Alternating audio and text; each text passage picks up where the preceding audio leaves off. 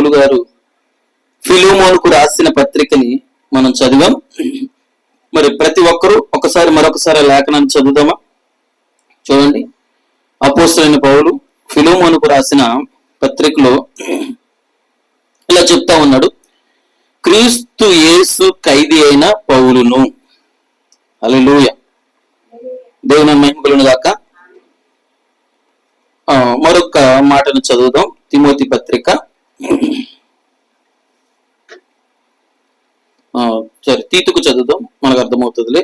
Timothy ఎందుకు, దాని పక్కనే తీతు ఉంది కదా. తీతుకు రాసిన పత్రిక 1వ అధ్యాయము 1వ వచనాన్ని చదువుతున్నాను. చూడండి, దేవుడు ఏర్పరచు కొనిన వారి విశ్వాసము నిమిత్తము నిత్య జీవమును గూర్చిన నిరీక్షణతో కూడిన భక్తికి ఆధారమగు అనుభవ జ్ఞానము నిమిత్తము దేవుని దాసుడును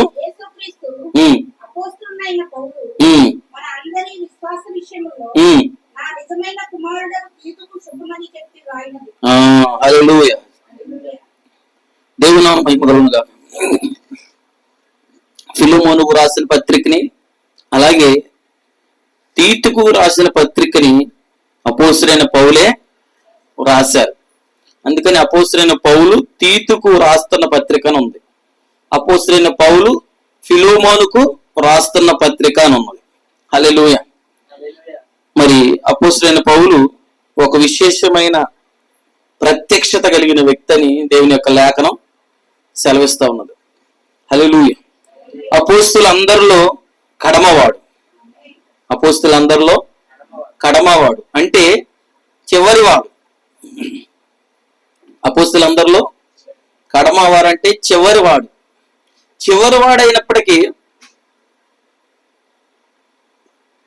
ఉన్న అందరికీ ఏ ప్రత్యక్షత అయితే ఉన్నదో, ఏ బయలుపాటు అయితే ఉన్నదో, ఏ విశ్వాసం అయితే ఉన్నదో, ఏ నమ్మకం అయితే ఉన్నదో, ఆ విశ్వాసమును, ఆ బయలుపాటును, ఆ నమ్మకమునే కలిగి ఉన్నాడు. హల్లెలూయా. ఒకసారి పౌలు చెప్తా ఉంటాడు రాస్తూ, నేను అపోస్తలుల కంటే లెస్స మాత్రము తక్కువైన వాడని కాను. హల్లెలూయా. అందరు నాతోనే ఉన్నారా? హల్లెలూయా. అందరు నన్ను చూడాల. దేవుని మహిమ కలుగును గాక. నన్ను చూసినట్లుగా మీరు మీ చేసిని జరుపుకోండి. హల్లెలూయా. ఎందుకంటే మీరు నిద్రపోతున్నారు, వాక్యాన్ని చూస్తున్నారు, సెల్ ఫోన్లు చూస్తున్నారు, నాకేం అర్థం కావట్లే. నా ఎదుట గోడలు ఉన్నాయి, యేసుక్రీస్తు నామములో ఆ గోడలన్నీ సరళం చేయబడి నేరుగా అందరు కనబడేటట్టుగా దేవుడు నాకు సహాయం చేయను గాక. అట్టి రీతిగా ఆరాధన స్థలాన్ని మార్చును గాక. హల్లెలూయా. చూడండి సహోదరి సహోదరులారా, మనం చూస్తే అపోస్తలుడైన పౌలు ఒక ప్రత్యేకమైన వ్యక్తిగా ఉన్నాడు. ఈరోజు మనం తెలుసుకునే వర్తమానం ఏంటంటే, మరి నిజంగా మనం చూసినట్లయితే ఈ వర్తమానం మరి ఏ రీతిగా ఈరోజు మన ఎదుటికి ఈ వర్తమానాన్ని దేవుడు మనకు అందిస్తున్నాడంటే, ఈ కాల ప్రవక్త బ్రదర్ బ్రహ్మం చెప్తున్నాడు, ఈ వర్తమానము చెబుతూ ఆయన అన్నాడు, ఈ వర్తమానం ఏంటంటే పౌలు క్రీస్తుకు ఒక ఖైదీ. హల్లెలూయా. దేవుని మహిమ కలుగును గాక. వర్తమానం పేరేంటి? క్రీస్తుకు ఖైదీ అయిన పౌలు, లేకపోతే పౌలు క్రీస్తుకు ఒక ఖైదీ, ఎలాగైనా పెట్టుకోండి. కానీ అతను మాత్రం క్రీస్తు కొరకు ఖైదీ. దేని కొరకు ఖైదీ? హల్లెలూయా. క్రీస్తు కొరకు ఖైదీ. దేవుని మహిమ కలుగును గాక. చూడండి, ఈ అపోస్తలుడైన పౌలు కోసం మనం చూసినట్లయితే మరి అతడు ఏ విధంగా మరి తన జీవితం ప్రారంభమైందో, ఏ రీతిగా అతను ఖైదీగా మారాడో ఈరోజు మనం ఆ పౌలు యొక్క జీవితాన్ని చూస్తూ లేఖనాలను పరిశోధిస్తూ ముందుకు వెళ్దాం. హల్లెలూయా. ఎందుకంటే పౌలు జీవితం మనందరికీ ఒక మాదిరి. మనం పోయిన వారము, అంతకుముందు వారము కొన్ని విషయాలు తెలుసుకున్నాం. దేవుడు పౌలు జీవితాన్ని మార్చాడంటారా? పౌలు జీవితాన్ని ఒక శక్తి, సృజనాత్మక శక్తి అతన్ని మార్చిందంటారా? హల్లెలూయా. మరి దానికి అనుగుణంగానే ఆ వాక్యాన్ని కూడా కలుపుకుంటూ ఈరోజు, ఎందుకంటే అది మీకు అర్థమవుతుంది, అది మీరు పట్టుకోగలిగితే ఇది ఇంకా మీకు ఈజీగా స్పష్టంగా అర్థమవుతుంది. హల్లెలూయా. దేవుని నామమునకు మహిమ కలుగును గాక. ఇక్కడ మనం చూసినట్లయితే ఫిలిమోనుకు రాసిన పత్రికలో పౌలు ఏమని చెప్తున్నాడో తెలుసా? మనం గమనించినట్లయితే అతడు ఏమని అంటున్నాడంటే, క్రీస్తు యేసు ఖైదీ అయిన పౌలును. ఎవరు అంట అతను?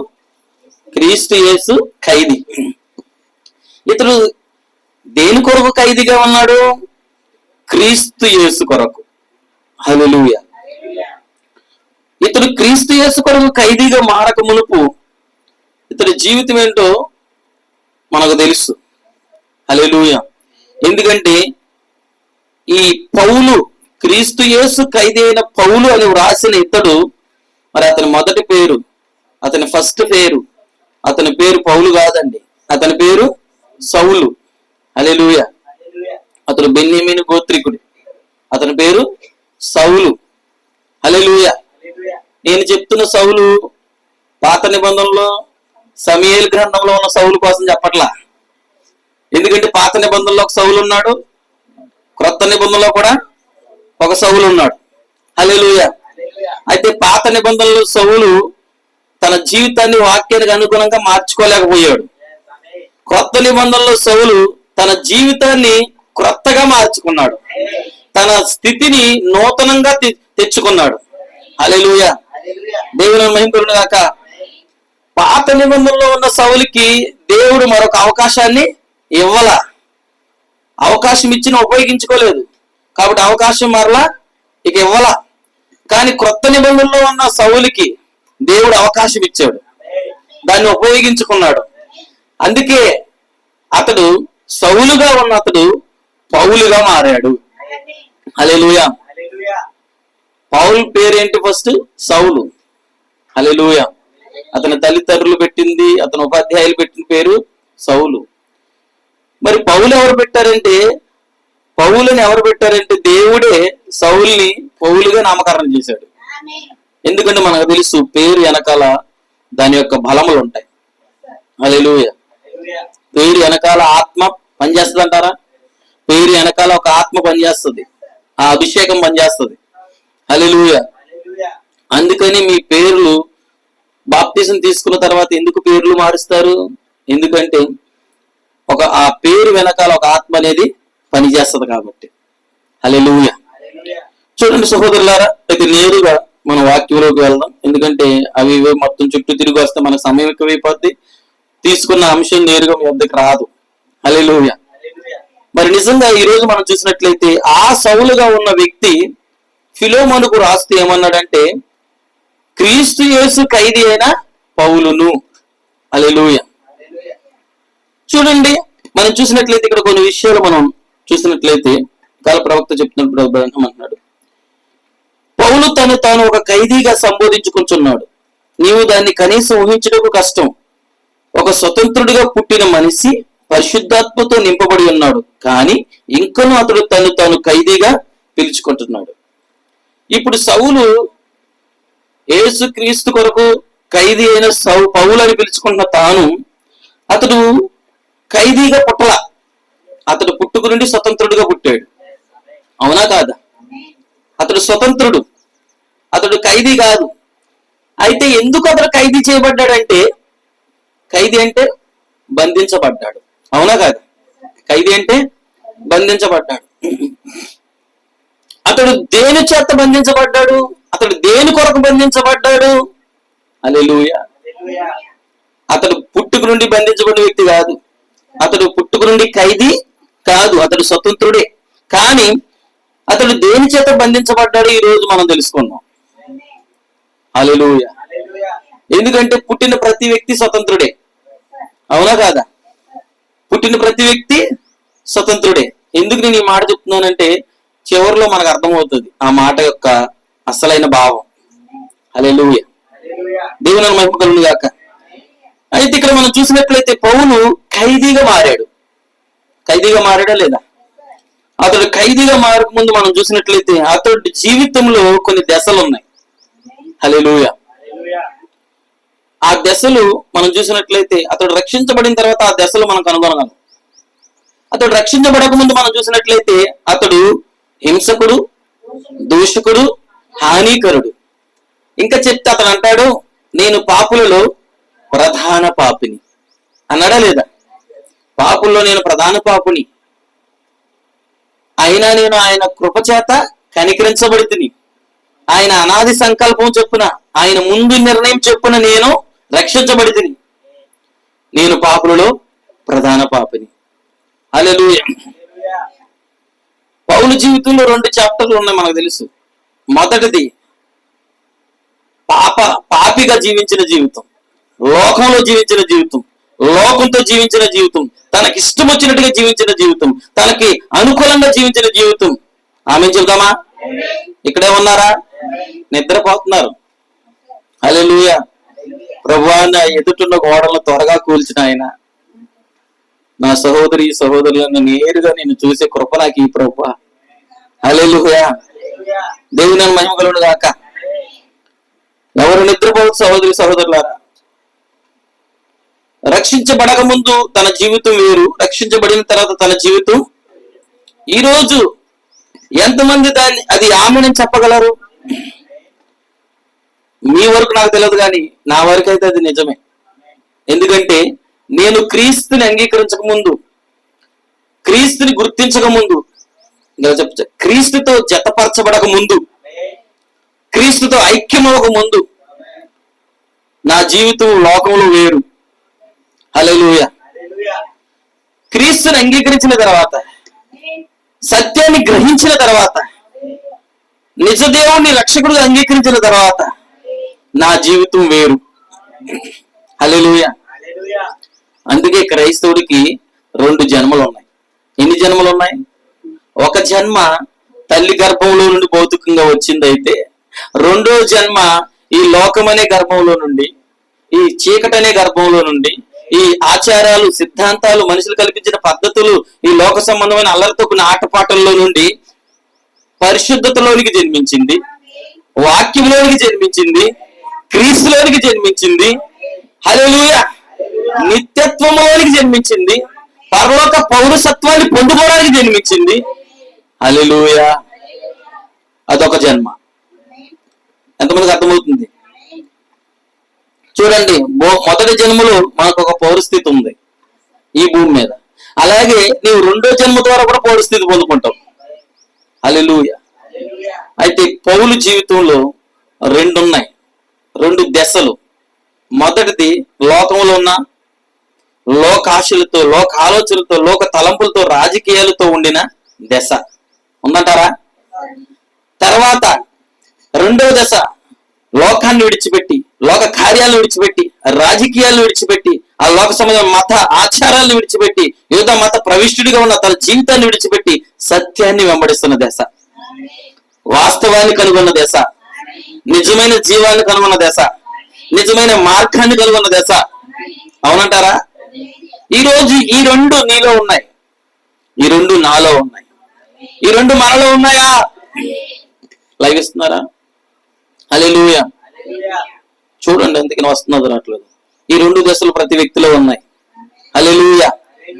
చూడండి, అయితే ఈరోజు దేవుడు పౌలును ఉదహరిస్తూ, ఈరోజు దేవుడు నీతో నాతో మాట్లాడుతూ ఉన్నాడు. పౌలు జీవితాన్ని మార్చిన అదే దేవుడు నీ జీవితాన్ని మార్చడానికి సిద్ధంగా ఉన్నాడు. పౌలు జీవితాన్ని మార్చిన దేవుడు నీ జీవితాన్ని మారుస్తున్నాడు, మార్చాడు. హల్లెలూయా. అయితే పౌలు మార్చిన తర్వాత ఏ విధంగా తన జీవితం ఉందో మనం చూద్దాం. ఈరోజు నీ జీవితం మారిన తర్వాత ఎలా ఉందో నీకు అర్థం అవ్వాలి. ఎందుకంటే పౌలు తన జీవితాన్ని, మారిన తన జీవితాన్ని సాక్ష్యం ఇస్తున్నాడు. ఇస్తున్నాడా లేదా? మారిన తన జీవితాన్ని సాక్ష్యం ఇస్తున్నాడు. అతడు ఎక్కడిస్తున్నాడంటే అతడు ప్రధాన అధికారుల వద్దకు వెళ్ళిపోతున్నాడా లేదా? యాజకుల వద్దకు వెళ్ళిపోతున్నాడు, మహాసభ వద్దకు వెళ్ళిపోతున్నాడు, రోమీయుల వద్దకి వెళ్ళిపోతున్నాడా లేదా? రోమీయుల వద్దకు వెళ్ళిపోతున్నాడు, రాజుల వద్దకి వెళ్ళిపోతున్నాడు. ఎందుకు వెళ్తున్నావు పౌలు? నువ్వు ఎందుకు వెళ్తున్నావు అంటే అతడు అంటాడు, మారిన నా జీవితాన్ని వారికి తెలియచేయటానికి, మారిన నా బ్రతుకుని వారికి తెలియచేయటానికి. హల్లెలూయా. అవునంటారా? తన జీవితం మనం చూసినట్లయితే ఆ రీతిగా అతడు దేవుని కొరకు సాక్షిగా మారాడు. హల్లెలూయా. అందుకే చూడండి, మనం చూసినట్లయితే అతని జీవితంలో మూడు అనుభవాలు అంటే దాన్ని మీకు ఎలా చెప్పాలంటే 3 మెట్లు అనుకోండి. హల్లెలూయా. లేక 3 దశలు. అతడు రక్షించబడక ముందు ఒక దశ, రక్షించబడిన తర్వాత ఒక దశ. మొదటి దశలో నేను తీసుకోవట్లేదు. రెండవ దశలో 3 మెట్లు ఉన్నాయి. ఎంతమందికి అర్థమవుతుంది? అంటే ఇలా చెప్పొచ్చా, రక్షించబడిన విశ్వాసి యొక్క జీవితంలో ఉండే కొన్ని విషయాలు పౌలు జీవితంలో దేవుడు పెట్టాడు. హల్లెలూయా. అది ఏంటంటే, అతడు క్రీస్తు యేసుకు ఖైదీ అయిన పౌలు అని తను సంబోధించుకుంటున్నాడు, తను చెప్పుకుంటున్నాడు. అవునా కాదా? దీనికి కనీసం ఆయన సిగ్గుపడట్లా. మనమైతే బస్సుల్లో కానీ ట్రైన్లో కానీ దేవుని బైబిల్ గ్రంథాన్ని పట్టుకోవడానికి సిగ్గుపడాల్సి వస్తుంది. ఎంతమందికి అర్థమవుతుంది? వారి ఎదురు బైబిల్ తీసి చదవడానికి సిగ్గుపడాల్సి వస్తుంది. నేను క్రైస్తవుని ధైర్యంగా చెప్పడానికి, నేను చెప్పింది అర్థమవుతుందా? నువ్వు సిగ్గుపడుచున్న వాడిగా ఉంటే, రక్షించబడిన విశ్వాస జీవితంలో ఏదో దశ దగ్గర నువ్వు ఆగావు. నువ్వు సిగ్గుపడని పనివాడిగా ఉంటే నీ జీవితం పౌలు లాగా కడముట్టిస్తావు. అయితే ఆయన ఏమంటాడు, నా జీవితాన్ని విశ్వాసమును కాపాడుకున్నాను, నా జీవితాన్ని కడముట్టించడానికి, అంటే విశ్వాస జీవితం ముగించబడటానికి అతడు ఏ రీతిగా ఎక్కుతూ ఉన్నాడు, ఏ స్థాయికి వెళ్తా ఉన్నాడు. ఈ రోజు మన జీవితాలు అదే స్థాయిలోకి మనం వెళ్ళాలి. ఎంతమందికి అర్థమవుతుంది? హల్లెలూయా. అందుకే చూడండి, మనం చూసినట్లయితే అతడు ఖైదీగా తను సంబోధించుకుంటున్నాడు. ఖైదీగా. ఈరోజు నువ్వైతే ఒక ఖైదీగా. అసలు నువ్వు జైల్లోకి వెళ్తే మనం ఖైదీ అని చెప్పుకోవడానికి బాధపడతాం. అవునా కాదా? అసలు నేను జైలుకి వెళ్ళాను, నేను ఖైదీ అయ్యానని చెప్పుకోవడానికే మనం బాధపడతామా లేదా? ఎందుకు అంత బాధపడతాం మనం? ఎందుకంటే ఖైదీ అనే పదం చాలా బలహీనమైనదిగా, చెడ్డదిగా, చులకనిదిగా ఉన్నది. అందుకే మనం బాధపడతాం. హల్లెలూయా. కానీ పౌలు ఖైదీని చెప్పుకోవడానికి బాధపడలా. అలా సంబోధించుకోవడానికి, అలా తన పత్రికలో రాసుకోవడానికి ఎన్నడూ సిగ్గుపడలా. ఎందుకంటే తాను దేని నిమిత్తం ఖైదీ చేయబడ్డాడో తనకు తెలుసు. హల్లెలూయా. తాను దేని నిమిత్తం జైలుకి వెళ్ళాడో తనకు తెలుసు అంటారా? హల్లెలూయా. అవునండి, తనకు తెలుసు. అందుకే పౌలు జీవితంలో మనం చూసినట్లయితే చూడండి, పౌలు తన పత్రిక రాస్తూ, ఫిలెమోనుకు రాస్తూ, క్రీస్తు యేసు ఖైదీ అయిన పౌలు అని రాస్తున్నాడు. అవునా కాదా? అయితే అతను ఖైదీ అవక ముందు, అతను ఖైదీగా తను సంబోధించుకోక ముందు, ఖైదీగా తను అంగీకరించుకోవక ముందు, లేక ఖైదీగా తన జీవితాన్ని వ్యక్తపరచక ముందు అతడు ఎలా ఉన్నాడంటే క్రీస్తుకి దాసుడుగా ఉన్నాడు. హల్లెలూయా. క్రీస్తుకి దాసుడు. అతడు తర్వాత ఏమయ్యాడు? అపోస్తులుడు. ఎంతమందికి అర్థమవుతుంది? అపోస్తులుడు. తర్వాత అతడు ఏమయ్యాడంటే ఖైదీ. అందుకే ఇందాక తీతు రాసిన పత్రికలో మనం చదివాం. అక్కడ తీతు రాసిన పత్రికలో ఏమంటున్నాడు? 4 చదవండి సిస్టర్. ఇక్కడ చూడండి, దేవుని దాసుడు, తర్వాత అపోస్తులుడు, తర్వాత చాలా ఇష్టం.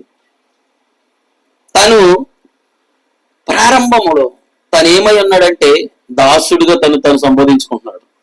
ఎంతమందికి అర్థమవుతుంది? హల్లెలూయా.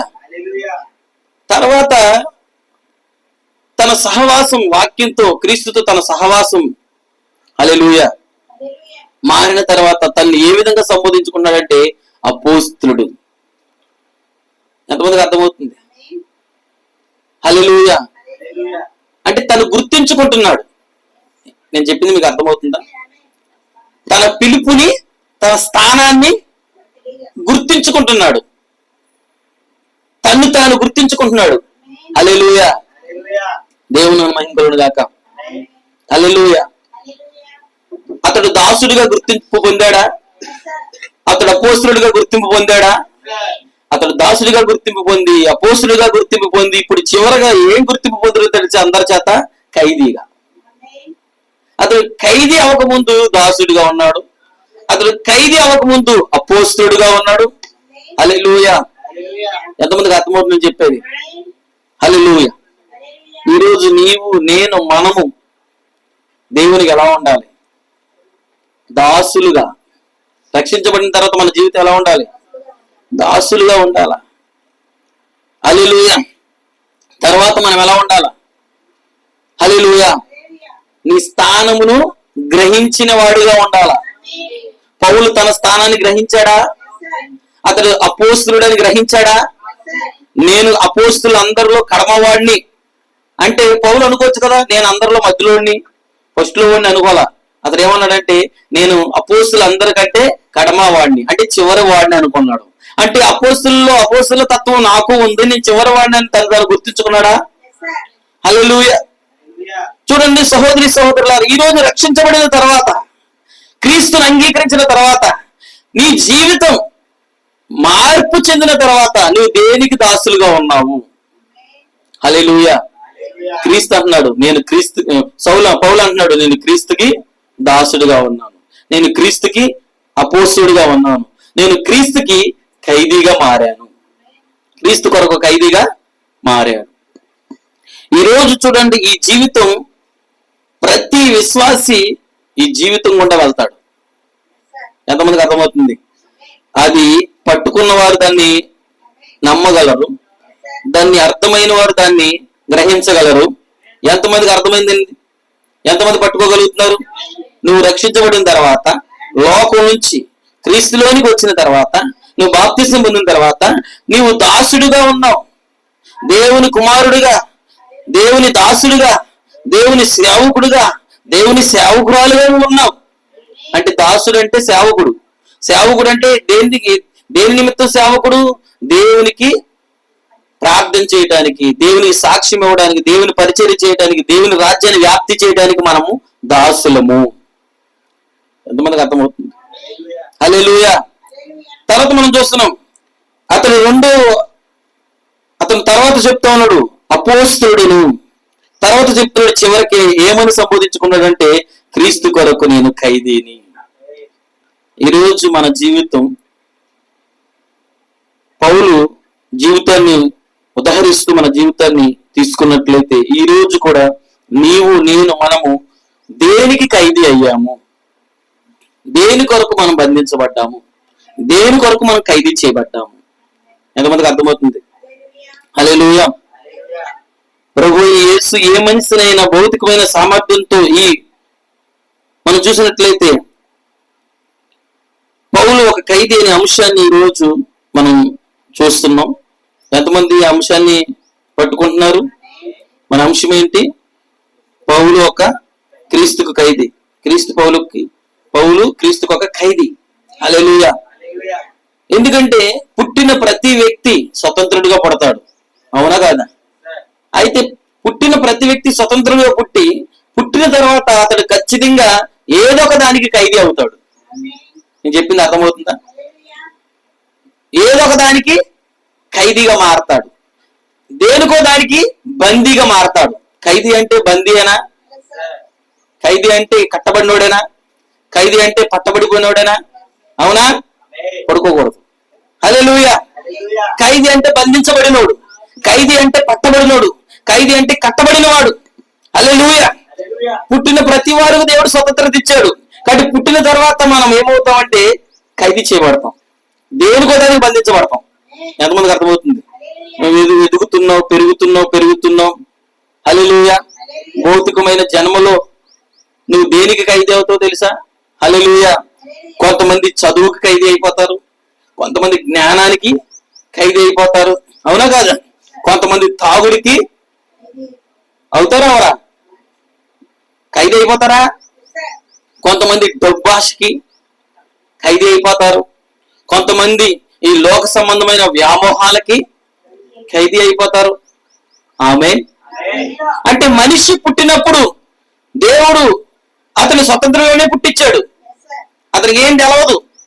హల్లెలూయా. పుట్టిన తర్వాత అతనిలో ఉన్న ఆశ, అతనిలో ఉన్న కోరికలు, అతనిలో ఉన్న తలంపులు, అతనిలో ఉన్న పాపం అతన్ని ఖైదీ చేస్తుంది. ఎంతమందికి అర్థమవుతుంది?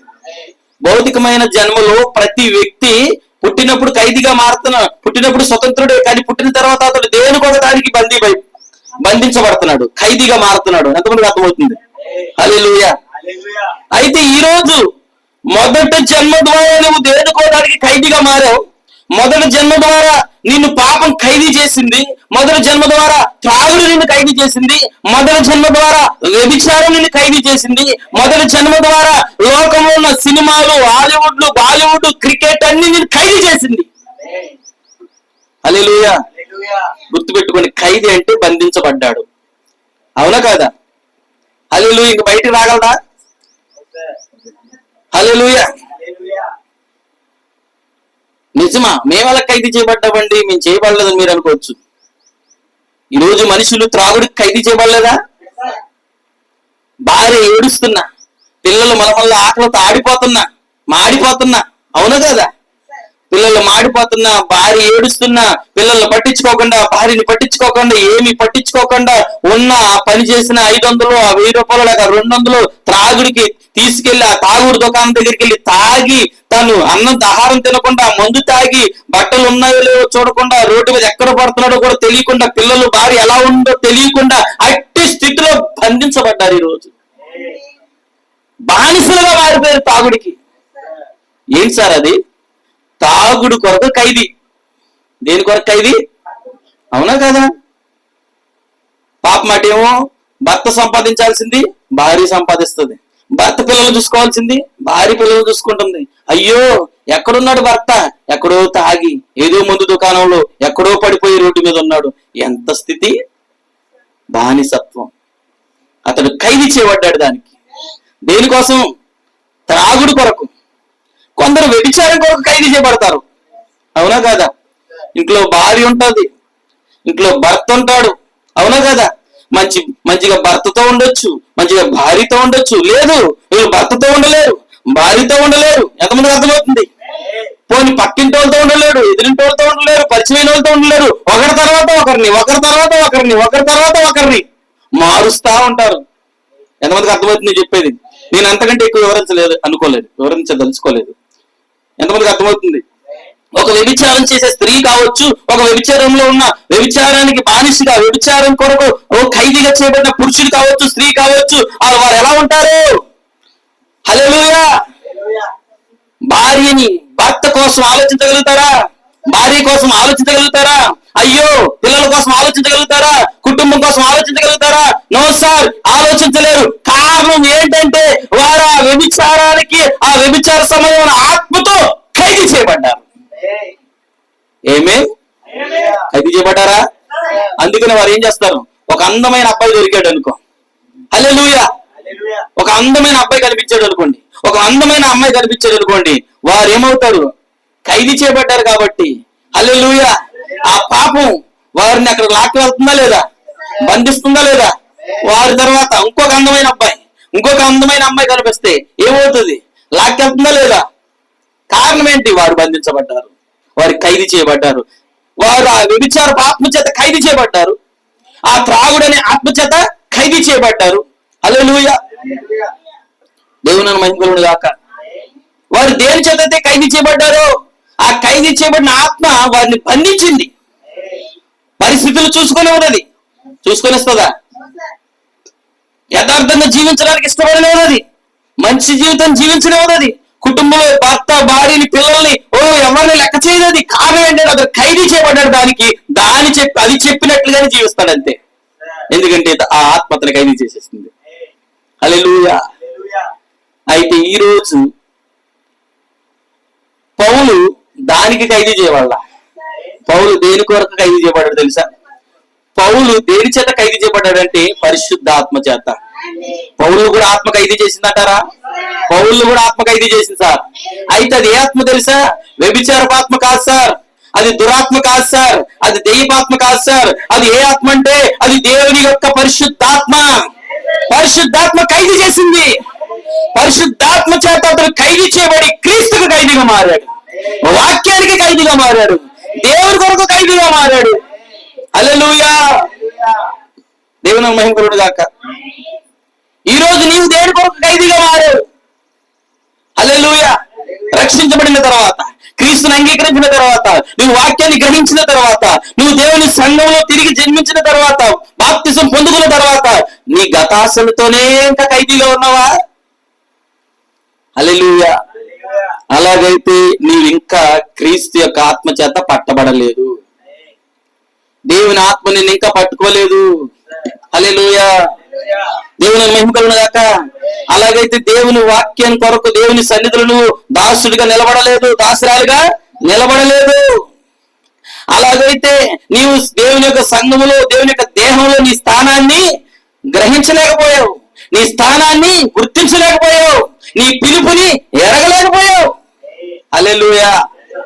దేవుని మహిమ కలుగును గాక. అలాగైతే నువ్వు క్రీస్తుకి ఖైదీగా మారలేవు, వాక్యానికి ఖైదీగా మారలేవు. ఎంతమందికి అర్థమవుతుంది సార్? మనం పుట్టినప్పుడు స్వతంత్రులమే, కానీ పుట్టిన తర్వాత దేనికో దానికి ఖైదీ అవుతాం. అలాగే నువ్వు దేవుని సన్నిధిలో తిరిగి జన్మించినప్పుడు, ఆమె నువ్వు దేవుని సన్నిధిలో నీటి మూలంగా జన్మించినప్పుడు, పరిశుద్ధాత్మ మూలంగా జన్మించినప్పుడు నీవు కూడా దేవుని ఆత్మ చేత ఖైదీగా ఉంటావు. దేని కొరకు ఖైదీగా ఉంటావు అంటే క్రీస్తు కొరకు. హల్లెలూయా. దేవుని మహిమ కలుగును గాక. ఎందుకంటే ఆత్మ నిన్ను క్రీస్తు యొద్దకు నడిపిస్తుంది, ఆత్మ నిన్ను క్రీస్తు కొరకు ఖైదీ చేస్తుంది. హల్లెలూయా. దేవుని మహిమ కలుగును గాక. ఈరోజు మన దగ్గర ఉన్న వాక్యాలు మనం అందరూ తీయొచ్చు, అవునా కాదా? లేఖనాలు అందరూ చదవచ్చు. కానీ కాల ప్రవక్త బ్రదర్ బ్రానం ఏమన్నాడు తెలుసా? హల్లెలూయా. మెసేజ్ హబ్ లో 20వ పేరాలో ఉంది ఈ మాట. బుక్ లో వేరే ఉంది, హబ్ లో వేరే ఉంది. హల్లెలూయా. బుక్ లో 45వ పేరా ఉంది, హబ్ లో 20వ పేరాలో ఉంది. హల్లెలూయా. ఏమన్నాడు తెలుసా? ప్రభువుని యేసు ఏ మనిషినైనా భౌతికమైన సామర్థ్యంతో ఈ బైబిల్ యొక్క పుటములను, అంటే ఈ పేపర్లను వెనుకకు లాగవచ్చు, కానీ పరిశుద్ధాత్ముడు మాత్రమే అది ఉద్దేశించబడిన దానిని వెలుగులో అనువదించును. హల్లెలూయా. దేవుని మహిమ కలుగును గాక. అంటే నేను దాన్ని రాసుకున్నాను నా బైబిల్లో. నేను మీకు ఇంకా అర్థమయ్యే చెప్తాను. నేను ఎప్పుడు నా బైబిల్ వెనకాల దాన్ని రాసుకుంటాను. ఏంటో తెలుసా? ప్రవక్త అన్నాడు, చేతులు ఉన్న వారందరూ బైబిల్ గ్రంథాన్ని తెరవచ్చట. ఎంతమందికి అర్థమవుతుంది ఈ మాట? ఏది ఇక్కడ అనువాదం వేరేలా ఉంది. హల్లెలూయా. చేతులు ఉన్న వారందరూ బైబిల్ గ్రంథం తెరవచ్చు. హల్లెలూయా. కానీ దేవుని వాక్యాన్ని తెరవలేరు. ఎంతమందికి అర్థమైంది నేను చెప్పేది? బైబిల్ తెరవడం ఏంటి సార్? దేవుని వాక్యాన్ని తెరవడం ఏంటి? తేడా ఉందంటారా? వ్యత్యాసం ఉందంటారా? చేతిలో ఉన్న వాళ్ళందరూ బైబిల్ గ్రంథాన్ని తెరవచ్చు, పేపర్లు తెప్పవచ్చు. హల్లెలూయా. కానీ దేవుని వాక్యాన్ని తెరవలేరు. దేవుని వాక్యాన్ని తెరిచేది, తెరవగలింది పరిశుద్ధాత్మ మాత్రమే. ఇక ప్రవక్త అంటున్నాడు, చేతులు ఉన్న వారందరూ బైబిల్ గ్రంథం తెరవచ్చు, కానీ పరిశుద్ధాత్మ మాత్రమే వాక్యాన్ని తెరిచి నీకు వివరించేది, వాక్యాన్ని తెరిచి నీకు గ్రహింప చేసేది పరిశుద్ధాత్మ మాత్రమే. హల్లెలూయా. దేవుని మహిమ కలుగును గాక. పౌలు కూడా చూడండి, అతడు నిజంగా లేఖనాలు తెలిసిన వ్యక్తి తెలుసా? అతడు గ్రంథాన్ని తెరవగలవాడా? తెరవగలడు. లేఖనాలన్నీ తెలుసు, తర్పిది పొందాడు, అవునా కదా? హల్లెలూయా. ఒక గొప్ప బలమైన ప్రవక్త. హల్లెలూయా. కానీ చూడండి, దాన్ని ఇంకనూ అతను తను ఒక ఖైదీ అని పిలుచుకుంటున్నాడు. ఒక ప్రవక్తగా ఉన్నాడు, ఒక దాసుడిగా ఉన్నాడు, ఒక అపోస్తలుడిగా ఉన్నాడు, అధికారం కలిగిన వాడుగా ఉన్నాడు. కానీ అతడు తను ఎలా పిలుచుకోవడానికి ఇష్టపడ్డాడు తెలుసా? నేను క్రీస్తు కొరకు ఖైదీ అని పిలుచుకోవడానికి ఇష్టపడ్డాడు. పరిశుద్ధాత్ముడు దీనిని మాకు బయలుపరచును గాక. హల్లెలూయా. ఈ ప్రవక్త అన్నాడు, పరిశుద్ధాత్మ ఈ రోజు మనకు దాన్ని బయలుపరచాలి.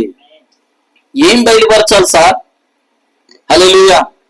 నువ్వు బైబిల్ గ్రంథాన్ని తెరుస్తున్నావు, కానీ వాక్యాన్ని తెరిచేది పరిశుద్ధాత్మే, వాక్యాన్ని బయలుపరిచేది పరిశుద్ధాత్మే. ఈ రోజు రెవరెండ్లు, బిషప్లు, డాక్టర్లు బైబిల్ కాలేజీలు చదివి డజన్ల కొద్దిలుగా ఈ రోజు పాస్టర్లు తయారైపోతున్నారు. హల్లెలూయా. దేవుని మహిమ కలుగును గాక. వారు దేన్ని తయారు చేస్తున్నారు తెలుసా? దేవుని సంఘంలో మరొక హాలీవుడ్ ని తయారు చేస్తున్నారు, దేవుని సంఘంలో మరొక బాలీవుడ్ ని తయారు చేస్తున్నారు, దేవుని సంఘంలో మరొక సినీ తారల డాన్సులు తయారు చేస్తున్నారు అక్కడ. హల్లెలూయా. ఎంతమందికి అర్థమవుతుంది చెప్పేది? హల్లెలూయా. వారు అనుకుంటున్నారు ఇది ఒక కొత్త ప్రత్యక్షత అనుకుంటున్నారు. అది ఒక కొత్త ప్రత్యక్షత కాదు, అది వారి మనిషి యొక్క ప్రత్యక్షత, అది వారి యొక్క ప్రత్యక్షత, అది వారి యొక్క బయలుపాటు, అది ఆ వారి యొక్క గ్రహింపది. హల్లెలూయా. అందుకే చూడండి సహోదరులారా, బ్రదర్ బ్రహ్మం అంటున్నాడు బైబిల్ నువ్వు తెరవచ్చు కానీ వాక్యాన్ని నువ్వు తెరవలేవు. వాక్యాన్ని తెరవగలదు పరిశుద్ధాత్మ, వాక్యాన్ని గ్రహింపగల శక్తినిచ్చేది పరిశుద్ధాత్మ, వాక్యాన్ని నీకు తెలియచేసేది పరిశుద్ధాత్మ. హల్లెలూయా. పౌలు కూడా వాక్యం తెలుసా లేదా? ధర్మశాస్త్రం అంతా తెలియదా? లేఖనాలన్నీ తెలియవా? కానీ బయలుబాటు లేదు, గ్రహింపు లేదు, ప్రత్యక్షత లేదు. కానీ మనం చూస్తున్నాం, ఒక రోజు ఆత్మ పౌలు పట్టుకుందా? ఆత్మ పౌలు దర్శించిందా? పరిశుద్ధాత్మ ఒక రోజు పౌలు పిలిచిందా? ఎప్పుడైతే పరిశుద్ధాత్మ పౌలు దర్శిస్తుందో, పరిశుద్ధాత్మ పౌలుతో ఎప్పుడైతే మాట్లాడుతుందో, లేఖనాలు తెరుస్తున్న పౌలుకి వాక్యం అర్థం కాల. హల్లెలూయా. అర్థమైంది. ఎంతవరకు అర్థమైందంటే తన జ్ఞానముతో, తాను చదువుకున్న ధర్మశాస్త్ర ఉపదేశాన్ని, తాను చదువుకున్న లాను బట్టి, తాను చదువుకున్న రెవరెండ్లు, బిషప్లు, తాను చదువుకున్న ఎల్ఎల్డీని బట్టి అతనికి అర్థమైంది అది. కానీ పరిశుద్ధాత్మ అసలైన అనువాదం అతనికి ఇచ్చింది. హల్లెలూయా. అందుకే బ్రదర్ బ్రహ్మం అంటున్నాడు దేవుడు తన వాక్యానికి తానే అనువాదకుడు. దేవుడు తన వాక్యానికి తానే అనువాదకుడు అంటే ఏంటంటారు? హల్లెలూయా. ఆయనను మాత్రమే దాన్ని తెలియజేయగలడు. గుర్తుపెట్టుకోండి, మనం చాలా సార్లు ఆయన వాక్యానికి ఆయన అనువాదకుడు అనుకుంటాం, అన్ని చెప్తా ఉంటాం. దాని మాటను మీరు గ్రహించగలుగుతున్నారా? ఆయన వాక్యానికి ఆయనే అనువాదకుడు అని చెప్తున్నప్పుడు ఏంటి పాస్టర్ గారు ఆయన వాక్యానికి ఆయనే అనువాదకుడు అంటున్నావు, అది ఎలా మేము గ్రహించాలి, దాన్ని ఎలా మేము ఎలా దాన్ని పట్టుకోవాలని మీరు అనే ఆలోచన రావాలి మీకు. హల్లెలూయా. ప్రవక్త అన్నాడు ఆయన తన వాక్యానికి తానే అనువాదకుడు అంటే అర్థం ఏంటి తెలుసా? ఆయన ఆ కాలంలో జరుగుతున్న దాన్ని బయలుపరిచేవాడట. ఎంతమందికి అర్థమవుతుంది? ఆయన తన వాక్యానికి తానే అనువాదకుడు అంటే అర్థం ఏంటి తెలుసా? ఆయన ఆ కాలంలో రాయించిన వాక్యాన్ని బయలుపరచగలవాడట. హల్లెలూయా. ఆయన ఈ కాలంలో రాయించిన వాక్యానికి బయలుపరచగలవాడేనా? దేవుని మహిమ గాక. పరిశుద్ధాత్మ దాన్ని మనకు తెలియజేయగలరు. చూడండి, మనం చూస్తున్నాం 22 చదువుతున్నాను నేను. మనం ఇష్టమైన నిర్ణయములు తీసుకున్నట్టుకు ఒక స్వేచ్ఛ సమ్మతితో కూడిన నైతిక బాధ్యతలను కర్తవ్యములు మనమందరం జన్మించి ఉన్నాము. హల్లెలూయా. అయితే ఇక్కడ ప్రవక్త అంటున్నాడు అదే దేవుడు న్యాయంగా దానిని చేశాడు. కారణము ప్రతి మనిషి ఆయన అదే పునాదిపై ఉంచవలను. లేనిచో మొదటి మనిషి ఆయన తప్పు పునాదిపై ఉంచినట్లే ఏదేమనగా స్వేచ్ఛ సమ్మతితో కూడిన నైతిక బాధ్యతపై అతడు ఉంచబడ్డాడు. దేవుడు ఇందాక మీకు చెప్పాను, పుట్టుక నుండి దేవుడు మనిషిని స్వతంత్రుడిగా చేశాడా లేదా? హల్లెలూయా. బ్రదర్ బ్రహ్మం ఏమంటున్నాడంటే పుట్టుకతో మనిషిని దేవుడు జన్మించడంతోనే మనము ఇష్టమైన నిర్ణయం తీసుకునే వ్యక్తులుగా జన్మించాం. అవునా కాదా? హల్లెలూయా. స్వతంత్రులుగా జన్మించాం, స్వేచ్ఛగా జన్మించాం. అయితే చూడండి, దేవుడు అదొక నియమాన్ని పెట్టాడు ఆయన. హల్లెలూయా. నైతిక విధానాన్ని పెట్టాడు ఆయన, ఒక కర్తవ్యాన్ని పెట్టాడు ఆయన. అందుకని ఈ రోజు నీవు జన్మించినప్పుడు కూడా నీవు స్వతంత్రుడిగా జన్మిస్తున్నావు. హల్లెలూయా. ఆయన ఇదే పునాదిని, ఇదే క్రమాన్ని ఆదిలో కూడా పెట్టాడటారా? ఆయన ఆదాముని చేసినప్పుడు, ఆయన అవ్వని చేసినప్పుడు వారికి అధికారం గలవారుగానే చేశాడా? వారు నిర్ణయాలు వారు తీసుకునేవారుగానే చేశాడా? ఆమె చెప్పగలరా? వారి నిర్ణయాలు వారు తీసుకునేవారుగానే చేశాడు. ఆదాము అవ్వ వారి నిర్ణయాలు వారే తీసుకునేవారుగా చేశాడు. దేవుడు అదే క్రమము, అదే పునాది మీద, అదే ఆధారంగా, అదే నైతిక విధానంలో దేవుడు వారికి అధికారాన్ని ఇచ్చాడు ఆయన. ఈ రోజు దేవుడు అదే విధానంలో మన యొద్దకు వచ్చాడు. అదే స్వేచ్ఛపూరితమైన మన యొక్క అధికారాన్ని ఇచ్చాడు ఆయన మనకి. హల్లెలూయా. ఆయన చెప్పాడు ఇదిగో ఈ తోట వృక్ష ఫలాలన్నీ మీరు నిప్రాంతంగా తినవచ్చు. అవునన్నాడా లేదా? అయితే తోట మధ్యలో మంచి చెరువులు తెలివిచ్చే వృక్షం ఉన్నది, దాన్ని మీరు తినొద్దు, దాన్ని తింటే మీరు చస్తారు అన్నాడా లేదా? ఇప్పుడు నిర్ణయం ఎవరిది? తినడానికన్నా మానడానికన్నా నిర్ణయం ఎవరిది? వారిదేనా? హల్లెలూయా. ఈ రోజు దేవుని వాక్యానుసారంగా జీవించడానికి, దేవుని వాక్యాన్ని వదిలి పైపైన జీవించడానికి, లోకంలో జీవించడానికి నిర్ణయం ఎవరిది? నీదేనా? నాదేనా? ఎందుకు తెలుసా? ఆయన ఎప్పుడు నిర్ణయం నీకు ఇచ్చాడు. ఏదోన్లో కూడా అదే విధానం వేశాడు ఆయన. ఏదోన్లో నిర్ణయం ఎవరిది? అవదేనా? ఆదాముదేనా? దేవుని కుమారులదే నిర్ణయం. అందుకే ఆయన అన్నాడు ద్వితీయోపదేశ కాండంలో ఏం చెప్పాడు తెలుసా? నేడు జీవమును మరణమును మీ ఎదుట ఉంచున్నాను, మేలును కీడును మీ మధ్య ఉంచున్నాను. మీకు ఏది ఇష్టమో మీరు ఏం చేస్తారో దాని ప్రకారం మీరు చేయండి, ఒక రోజు దాని ఫలం మీరు పొందుకుంటారు. ఈ రోజు అదే దేవుడు మన మధ్యలో ఉన్నాడా? అదే దేవుడు ఈ రోజు నీతో నాతో ఉన్నాడు. అదే దేవుడు పౌలును దర్శించాడు. హల్లెలూయా, దేవుని మహిమ కలుగును గాక. హల్లెలూయా. ఆదాము హవ్వలు అదే విధానంలో దేవుడు మనల్ని కూడా తీసుకున్నట్లయితే మనము దేని ద్వారాను లాగి నీవు కోరినా లేక కోరకపోయినా నేను రక్షిస్తాను అని అంటే అప్పుడు ఆయన ఆదాము మరియు హవ్వను తప్పు పునాదిపై ఉంచి ఉన్నాడు. చూడండి, కానీ మనలో ప్రతి ఒక్కరూ ఈ దినమున మరణం మరియు జీవం మధ్య ఎంపిక చేసుకునవలసిన వారిగా మనం ఉన్నాము. హల్లెలూయా. ఎంతమందికి అర్థమవుతుంది? ప్రవక్త అన్నాడు దేవుడు అవ్వాదములు చేశారు. వాళ్ళకి ఇష్టం వచ్చిన కోరిక ప్రకారం, వాళ్ళకి వచ్చిన తలంపు ప్రకారం ఆ తినొద్దన్న పండుని తిన్నారు, పాపం చేశారు, చెట్ల చాట్లోకి వెళ్ళి ఉన్నారంట. ఇప్పుడు దేవుడు అంట బలవంతంగా వారి చెట్ల చాట్లో ఉన్న చెయ్యటి లాగి బలవంతంగా లాగి నేను మిమ్మల్ని రక్షించగలను, మిమ్మల్ని నేను రక్షిస్తానని చెప్పడానికి ఆయన అలా చేయలేడు. ఎందుకు తెలుసా? ఆయన రక్షించడానికి ఆయన జీవములకు మరణములకు మధ్య ఎంపిక చేసుకునే విధానాన్ని వాళ్ళకి ఇచ్చాడు. ఈ రోజు ఆయనని రక్షించగలడా? ఆయన నీ జీవితాన్ని మార్చగలడా? ఆయనని తన రాజ్యంలోకి తీసుకెళ్లగలడా? అయితే జీవమునకు మరణముకు, ఎత్తబాటుకు విడబాటుకు మధ్యలో ఈ రోజు నీకు చెప్పుకున్నది. ఎంతమందికి అర్థమవుతుంది చెప్పేది? ఆయన తన విధానాన్ని ఎన్నడూ మార్చుకోలేడు. అలాగే మనం చూస్తున్నాం అపోస్తలుడైన పౌలు సౌలుగా ఉన్నప్పుడు అతడు పౌలుగా మారడానికైనా అతడు సౌలుగా జీవించడానికైనా ఎంపిక ఎక్కడుంది? పౌలు దగ్గర ఉందా లేదా? ఎంపుకుందా? ఈరోజు దేవుని వాక్యం ఏం చెప్తుందంటే ఆయన అక్రమంగా నిన్ను లాగడు. నీ నిర్ణయం చొప్పునే ఆయన నీ జీవితంలోకి వస్తాడు. నువ్వు వద్దంటే ఆయన నీ బయటే ఉంటాడు. నీవు ప్రభువా నువ్వు నాకు కావాలి, నా జీవితంలోకి రావాలి అంటే ఆయన నీ జీవితంలోకి వస్తాడు. అందుకే ఆయన ఎవరు? హల్లెలూయా. యథార్థత కలిగిన వాడాయన, నీతి కలిగిన వాడాయన, న్యాయం కలిగిన వాడాయన, బలత్కారుడు కాదాయన. బలత్కారంగా నీ హృదయంలోకి వచ్చేవాడు కాదాయన. నీ దగ్గర లేకపోయినా, నీ స్థితి బాగోకపోయినా నాకు పలాంటి కోడిని ఇవ్వాలి, నాకు మేకనివ్వాలి, నాకు అది ఇవ్వాలి అనేసి ఆయన కోరే దేవుడు కాదు. ఆయన నీకు తెలిసిన ఆయన నీ స్థితిని బట్టి, నీ పరిస్థితిని బట్టి, నీ హృదయంలో ఉన్న ఉద్దేశాలను బట్టి ఆయన నీతో మాట్లాడే దేవుడు. హల్లెలూయా. ఎంతమందికి అర్థమవుతుంది? హల్లెలూయా. ఈరోజు మన ఎంపిక ఏమై ఉన్నదో మనం అది అన్నాం. నేను చెప్పింది అర్థమవుతుందా? మన ఎంపిక ఏదైతే ఉందో, మన నిర్ణయం ఏదైతే ఉందో, నీ నిర్ణయం ఏదైతే ఉందో నీ ఎంపిక అది. హల్లెలూయా. నీ జీవితమే నీ నిర్ణయం. ఎంతమందికి అర్థమవుతుంది చెప్పేది? ఎంతమంది పట్టుకోగలుగుతున్నారు? హల్లెలూయా. చూడండి, నేను ఇప్పుడే చెప్పినట్లు నీవు ఖచ్చితంగా ఏమై ఉన్నావో నీ జీవితము రుజువు చేస్తుంది. నువ్వు ఏ వైపున ఉన్నావని చెప్పినా నేను లెక్క చేయను. నువ్వు ఏమి చేస్తావో ప్రతిరోజు నువ్వు ఏమై ఉన్నావో అదే రుజువు చేస్తుంది. హల్లెలూయా. ఇక్కడ ఏమన్నాడు తెలుసా? ఇప్పుడు నువ్వేమై ఉన్నావో నీ జీవితం రుజువు చేస్తుందంటారా? హల్లెలూయా. నువ్వు ఏ వైపు ఉన్నావో చెప్పినా అది లెక్క కాదు. నువ్వు ఏమి చేస్తావో ప్రతిరోజు, నువ్వు ఏ విధంగా జీవిస్తున్నావో, ప్రతిరోజు ఏ విధంగా ఉన్నావో అదే రుజువు చేస్తుంది. ఎంతమందికి అర్థమవుతుంది?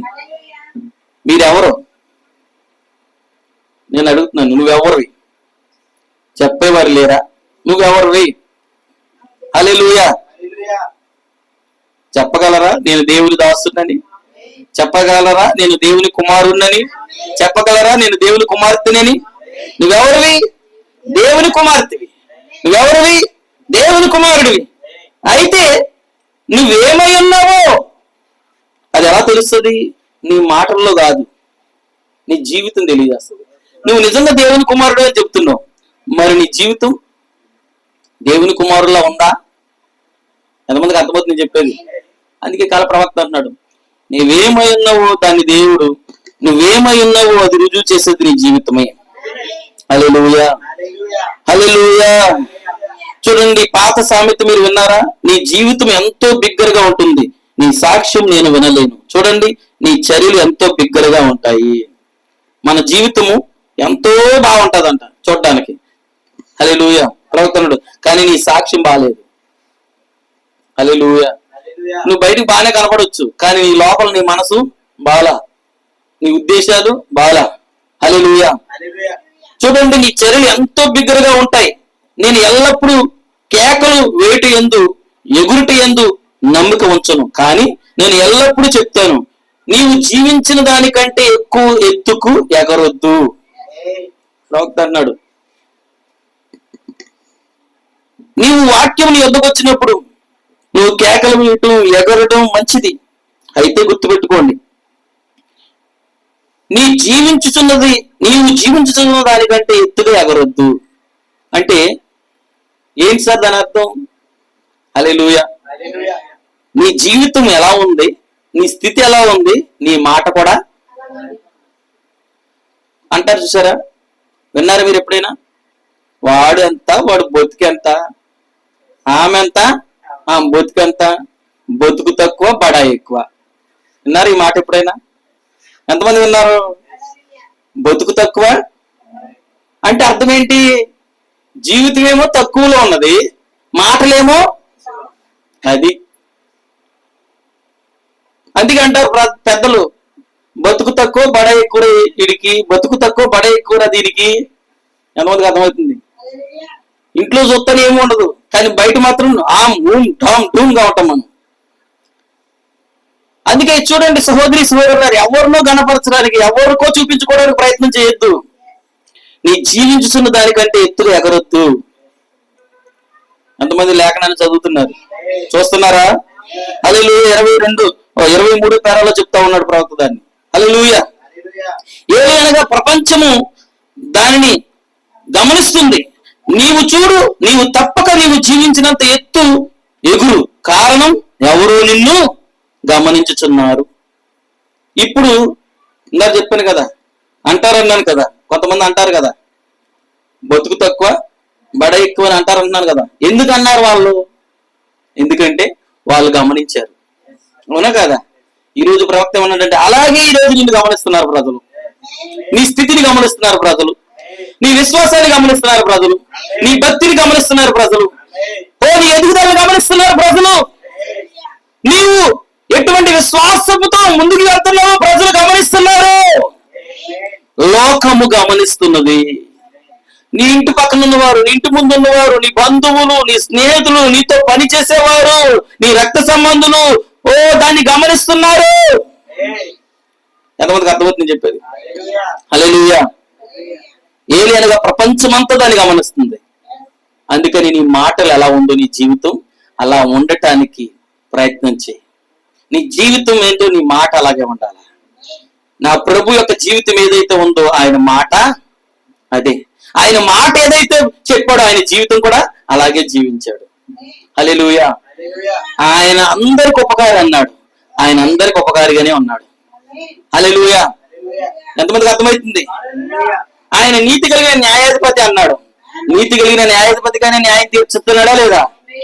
హల్లెలూయా. దేవుని మహిమ కలుగును గాక. ఈ రోజు నీవు నీ స్థితి ఎలా ఉందో, నీ జీవితం ఎలా ఉందో, నీ జీవితం కంటే ఎత్తుగా ఎగరొద్దు. హల్లెలూయా.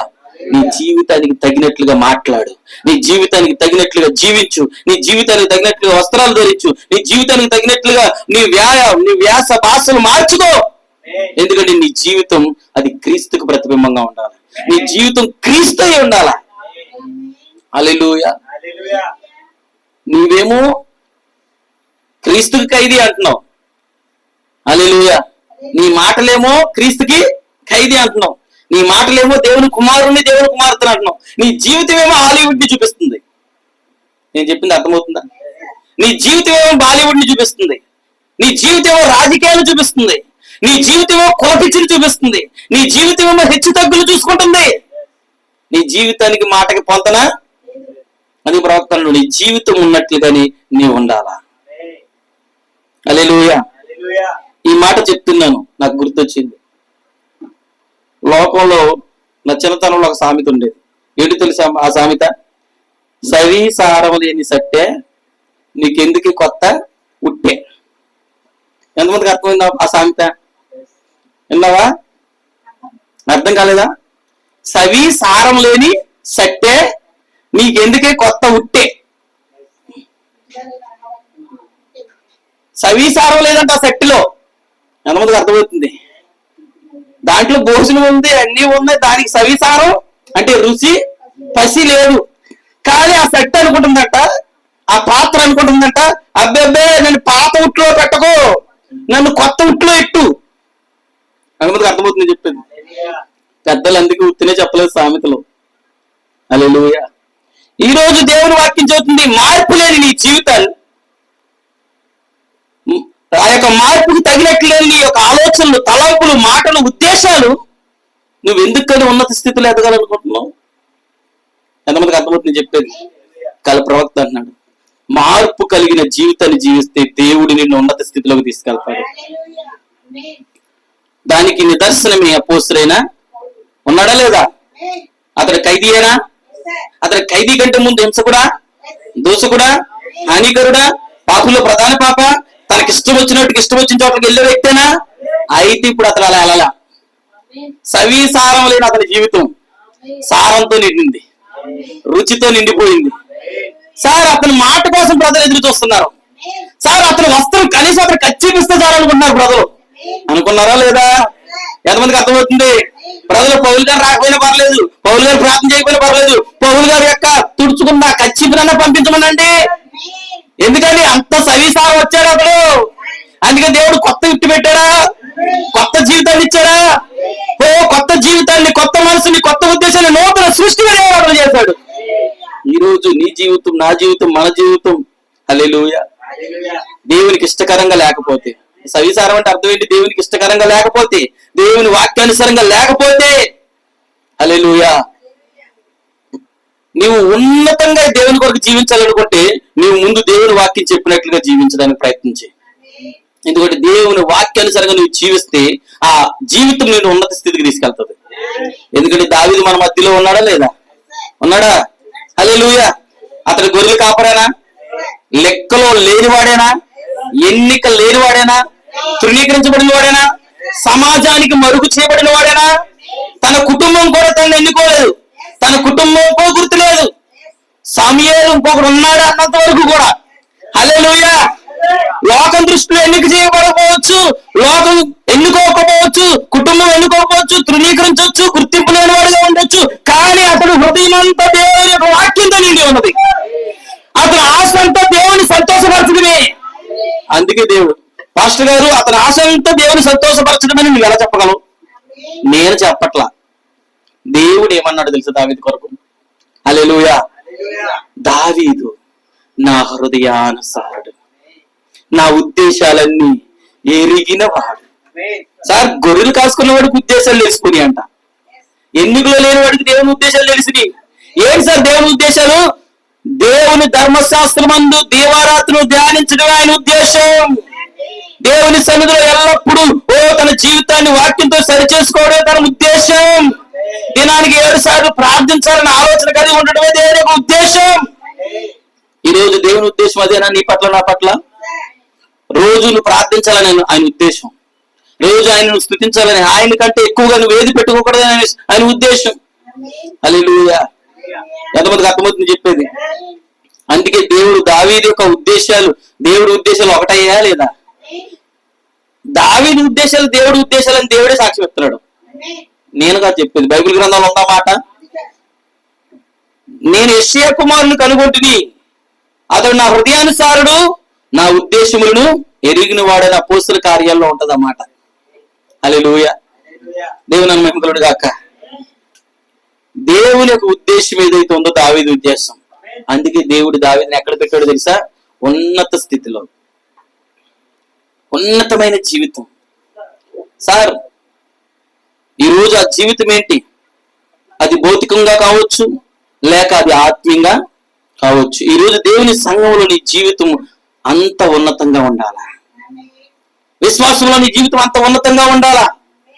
హల్లెలూయా. దేవుని మహిమ కలుగును గాక. చూడండి 24వ పేర చదువుతున్నాను, మాతో పాటు చదువుదామా? పౌలు క్రీస్తు ఖైదీ అనే వర్తమానంలో 24వ పేర చదువుతున్నాను. ప్రజలు సంఘమునకు రారు, అనేక మంది దాన్ని చేయరు. వారిలో సంఘమునకు రాని వారు యథార్థవంతులుగా.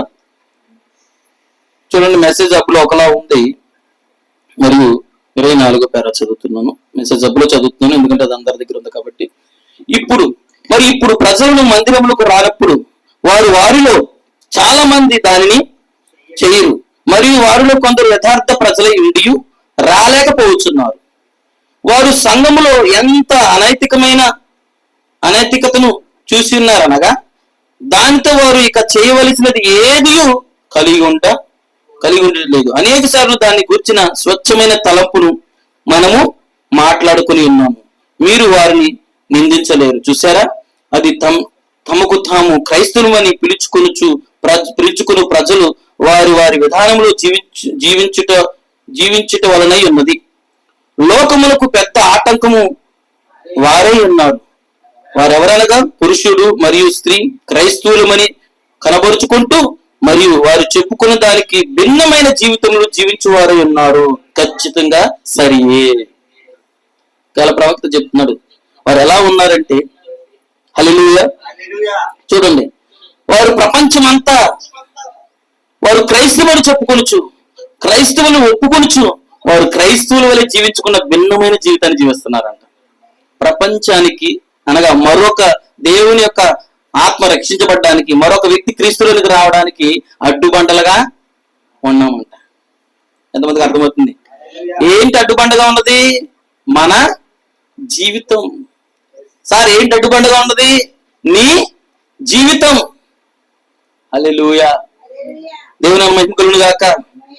ఈరోజు అందుకే ఒక క్రైస్తవుడిగా చెప్పుకుంటూ మరొక రీతిగా జీవించేవాడు అతడు అలాంటి ఒప్పుకోలను కనీసం చేసి దానిని ప్రారంభించి మరొక భిన్నమైన జీవితంలో ప్రారంభించడం కంటే అతడు ఎన్నడూ ఆ ఒప్పుకోలు చేయకుండుటే మంచిది.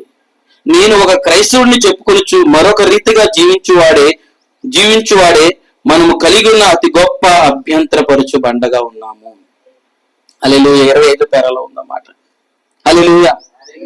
ప్రవక్త ఏమంటున్నాడంటే, ఈరోజు ఒక క్రైస్తవుని మనం చెప్పుకుంటూ మరొక రీతిలో మనం జీవిస్తే అలాంటి ఒప్పుకోలను కనీసం చేసి దాన్ని ప్రారంభించి మరొక భిన్నమైన జీవితంలో ప్రారంభించడం కంటే అతడు ఎన్నడూ ఆ ఒప్పుకోలు చేయకుండుటే మంచిది.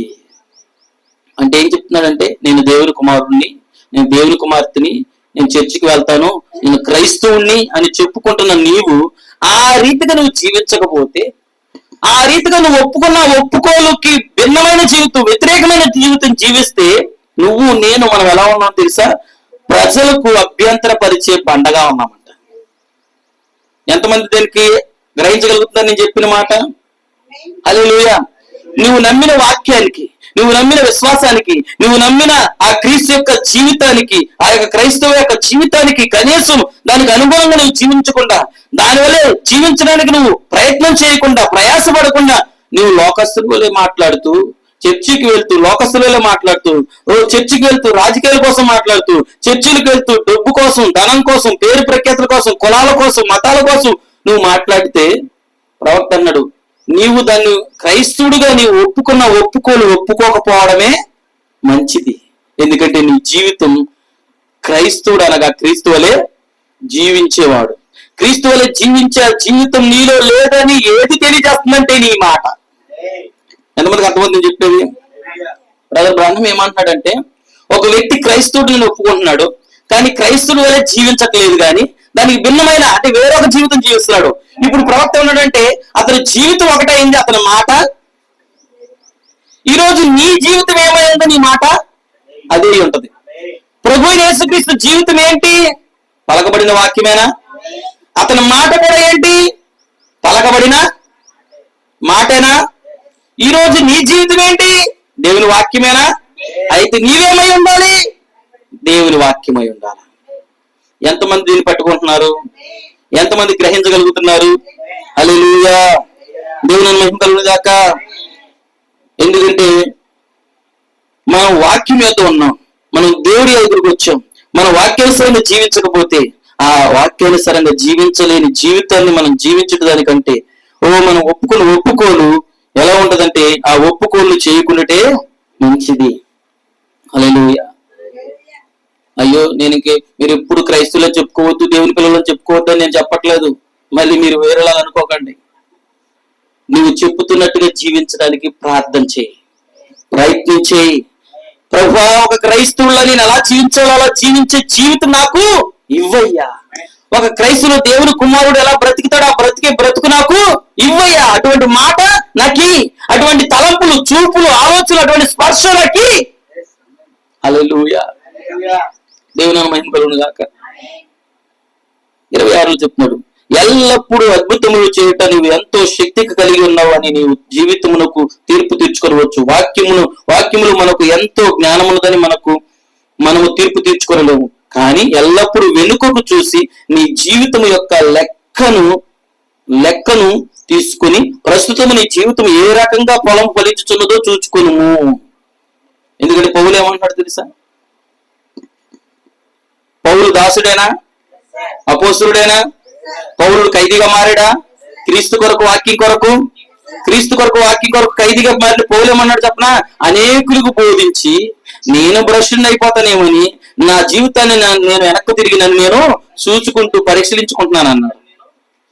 బ్రదర్ బ్రహ్మం అంటున్నాడు, ఈ రోజు రక్షించబడిన విశ్వాసిగా ఉన్న నీవు, హల్లెలూయా, దేవుని సంఘములో సభ్యుడిగా ఉన్న నీవు, దేవుని ఇంటిలో జన్మించిన నీవు, హల్లెలూయా, దేవుని మహింపలును గాక. అద్భుతాలు జరగట్లేదు, స్వస్థతలు జరగట్లేదు, అయ్యో అక్కడ అలా ఉంది, ఇక్కడ ఎలా ఉంది, అక్కడ పెద్ద సంఖ్య ఉంది, ఇక్కడ పెద్ద సంఖ్య ఉంది, ఇది కాదు నువ్వు ఆలోచించుకోవాల్సింది. ప్రవక్త ఉన్నాడు తెలుసా? వాక్యములో మనకు ఎంత జ్ఞానం ఉన్నదని మనము తీర్పు తీర్చుకోలేము. కానీ ఎల్లప్పుడూ వెనుకకు చూసి నీ జీవితం యొక్క లెక్కను తీసుకో. మనం ఎక్కడ చూడాలి? నీ జీవితాన్ని ఒకసారి వెనక చూసుకోవాలంట. ఎంతమందికి అర్థమవుతుంది? ఎందుకు పాస్టర్ గారంటే, నువ్వు నిజంగా క్రీస్తుకు దాసుడిగా మారావా? నువ్వు నిజంగా క్రీస్తుకి దాసుడిగా మారావా? నువ్వు నిజంగా నీ పిలుపుని గ్రహించగలిగావా? నీ స్థానమును గ్రహించగలిగావా? నువ్వు నిజంగా క్రీస్తుకి ఖైదీగా మారావా? అందుకన్నాడు, నీవు ప్రస్తుతం నీ జీవితం ఏ రకమైన ఫలములు ఫలించుచున్నదో చూసుకో. అది చూడండి ముందు. హల్లెలూయా. నా జీవితం ఉంది, నేను క్రీస్తుతో జీవిస్తున్నాను. ఎంతమందికి అర్థమవుతుంది? అంటే నేను వాక్యం నమ్ముతున్నాను, వాక్యం వద్దకు వచ్చాను, రక్షించబడ్డాను, మందిరానికి వస్తున్నాను. అయితే అది చెప్పుకోవడం కాదు, అలా జీవించుకుంటూ వెళ్ళిపోవడం కాదు. ప్రవక్తను ఒక్కసారి ఆగి వెనక్కి చూడు, ఒకసారి నీ ఫలాలు చూసుకో. ఫలాలంటే ఏంటి? క్రియలేనా? హల్లెలూయా. దేవుని కుమారుణ్ణి, దేవుని కుమార్తెని చెప్పుకుంటున్నావు కదా, నీ జీవితం ఎలా ఉందో ఒకసారి నీ క్రియలు, నీ ఫలాలు, నీ మాట, నీ ప్రవర్తన, నీ ఉద్దేశాలు, నీ తలంపులు ఎలా ఉన్నాయో ఒక్కసారి నీ ఫలాలు పరిశీలన చేసుకో. హల్లెలూయా. ఎందుకంటే పౌలు దాన్ని పరిశీలన చేసుకున్నాడా లేదా? ఈ రోజు ఇక్కడ నువ్వు చేసుకోగలవా? రక్షించబడిన నీవు, వారం దేవుని మందిరానికి వెళ్తున్న నీవు, ఆరాధిస్తున్న నీవు, నా జీవితంలో సరైన ఫలాలు ఉన్నాయా? వాక్యపు ఫలాలు ఉన్నాయా? క్రీస్తుతో జీవించే క్రీస్తు యొక్క గుణలక్షణములు అనే ఫలాలు ఉన్నాయా? చాలా ప్రవక్తనుడు, నీవు వెనకకు తిరిగి ఒకసారి నీ ఫలములను నీ జీవితంలో ఏ రకంగా, ప్రస్తుతం నీ జీవితం ఏ రకంగా ఉందో చూసుకో. ఎవరికి వారే, నీకు నువ్వే, నాకు నేనే. ప్రస్తుతం ఇప్పుడు నా జీవితం ఎలా ఉంది? అన్ని ఉన్నప్పుడు ఒకలా ఉంటుంది, ఏమీ లేనప్పుడు, వ్యాధులు, సమస్యలు, బాధలు లేనప్పుడు ఒకలా ఉంటుంది మన జీవితం. వ్యాధులు, సమస్యలు, బాధలు వచ్చినప్పుడు నేను చెప్పింది అర్థమవుతుందా? హల్లెలూయా. అలా ఉండకుండా ఎల్లప్పుడు నువ్వు ఫలం ఇచ్చాలంటే, ఎల్లప్పుడూ ఫలించేవాడిగా ఉండాలంటే ఎల్లప్పుడూ వాక్యంతో ఉండు, ప్రార్థనలో ఉండు, నీటి కాలువ ఏరును నాటబడిన చెట్టులా ఉండు. ఏం సార్ ఆ నీరు? వాక్యము. ఏంటా నీరు? పరిశుద్ధాత్మ. ఎల్లప్పుడు పరిశుద్ధాత్మలు ఆనందిస్తూ ఉండు, వాక్యంలో చదువుతూ ప్రార్థనలో ఉంటే నువ్వు ఎల్లప్పుడు ఫలం ఇచ్చే చెట్టుగా ఉంటావు. ఫలాలంటే క్రియలు గుర్తుపెట్టుకోండి. అన్ని అనుకూలంగా ఉంటే నీ ఫలాలు మంచిగానే ఉంటాయి, అన్ని లేకపోయినా నీ ఫలాలు మంచిగానే ఉంటాయి. ఎంతమందికి అర్థమవుతుంది నేను చెప్పేది? అంటే నీ క్రియలు మంచిగానే ఉంటుందా లేదా? అన్ని ఇచ్చినప్పుడు బైబిల్లో అటువంటి ఫలాలు చూపించిన వ్యక్తి ఉన్నాడా? ఉన్నాడా లేడా? అతడు విశ్వాసవంతుడేనా? నీతిమంతుడేనా? దేవుడు అన్ని ఇచ్చాడు. ఆ ఊజు దేశంలో అతనికంటే గొప్పవాడు ఎవరు లేడు. ఓ ధనం ఉంది, పిల్లలు ఉన్నారు, అన్ని ఉన్నాయి, దాసిదాసులు అన్ని ఉన్నాయి, ఉన్నాయా లేవా? హల్లెలూయా. అటువంటి వ్యక్తి తన ఫలాల్ని, తన క్రియల్ని, తన జీవితాన్ని వ్యక్తపరుస్తూ ఉన్నాడు. హల్లెలూయా. అన్ని ఉన్నప్పుడు సంతోషంగా దేవుడికి అర్పించాడా లేదా? సంతోషంగా దేవుని ఆరాధిస్తున్నాడా? యథార్థంగా దేవుని ఆరాధిస్తున్నాడా? ఇప్పుడు అన్ని పోయాయి. అన్ని పోయిన తర్వాత భార్య అంటుంది, వంటగదిలో తెచ్చి గట్టి పెట్టుకుని ఎత్తినేసిందంట. గట్టి పెట్టుకుని ఎత్తినేసి, ఈ యథార్థత వదలవా? నీవు ఇంకొన్ని యథార్థతను వదలకుందువా? ఎందుకు? ఏం చేశాడయ్యా మనకు దేవుడు? దేవుడు దేవుడు దేవుడు అంటున్నావు, ఏం చేశాడు? ఇంకా ఈ యథార్థత వదలవా? ఇంకా ఈ విశ్వాసాన్ని వదులుకోవా? ఇంకా ఈ భక్తులు వదులుకోవా? అన్ని పోయి, పిల్లలు చచ్చిపోయారు, పొలాలు పోయి, ఇల్లు పోయి, అన్ని పోయి, ఏమున్నాయి? చివరికి ఏమి లేవు. రోగం వచ్చి పడింది, కుష్ఠరోగం వచ్చింది, చిల్ల పిండి పెట్టి బూడిదలకు వచ్చింది, గోక్కుంటున్నావు, సిగ్గులేదా నీకు? వదిలే ఇంకా దేవుడిని అన్నదంట. అచ్చుకుద్దుడు చెప్పాలంటే ఎంతమందికి అర్థమవుతుంది? కానీ ఇప్పుడు ఫలములు ఫలించే చెట్టు మాట్లాడుతుంది. ఏమని మాట్లాడుతుంది తెలుసా? అందుకతడు. మనమైతే ఏమంటాం? పైనకి మాలాలా, పైనకి మాలవుడా అంటామా? మనం మూర్ఖుడా, మూర్ఖురాలా అంటాం మనం. ఎంతమందికి అర్థమవుతుంది? కానీ అతను ఏమన్నాడు తెలుసా? మూర్ఖురాలు మాట్లాడుతున్నట్లు మాట్లాడుతున్నాం ఏంటి అంటే, ఆమె మూర్ఖురాలు అంటలా. మూర్ఖురాళ్ళు అలా మాట్లాడతారు. యోబు భార్యకి చెప్తాడు, మూర్ఖురాలు అలా మాట్లాడతారు. నా భార్య హనీ మూర్ఖురాలు అలా మాట్లాడతారు. వాక్యం తెలియని వాళ్ళు అలా మాట్లాడతారు. లోకంలో ఉన్న వాళ్ళు అలా మాట్లాడతారు. నువ్వు కూడా ఎందుకు అలా మాట్లాడుతున్నావు? యెహోవా ఇచ్చినప్పుడు అన్ని అనుభవించావు కదా, అన్ని పొందుకున్నావు కదా. యెహోవా తీసివేసినప్పుడు ఎందుకు బాధపడుతున్నావు? యెహోవా ఇచ్చును, యెహోవాయే ఆయన నామమునకే ఓ స్తుతి మహిమ ఘనత కలుగును గాక. ఫలాలు అర్థమైనయా? ఇద్దరు దేవుని ఆరాధించారా? ఇద్దరు బలిపీఠాల మీద అర్పణలు అర్పించారా? ఎంతమందికి అర్థమవుతుంది సార్? భార్య భర్త ఇద్దరు, అవునా కాదా? ఇద్దరు అర్పించారు, ఫలాలు అర్పించారు. అంటే ప్రార్థన జీవితం కలిగి ఉన్నారు ఇద్దరు. హల్లెలూయా. అన్ని ఉన్నప్పుడు, ఏమీ లేనప్పుడు, కష్టం వచ్చి పడినప్పుడు, ఇబ్బందులు వచ్చి పడినప్పుడు, నష్టం వచ్చి పడినప్పుడు, హల్లెలూయా, ఫలాలు మారి. హల్లెలూయా. ఈరోజు నీ జీవితం ఎలా ఉంది? ప్రవక్తలు ప్రస్తుతం నీ జీవితం ఎటువంటి రకమైన ఫలాలు ఫలిస్తుంది?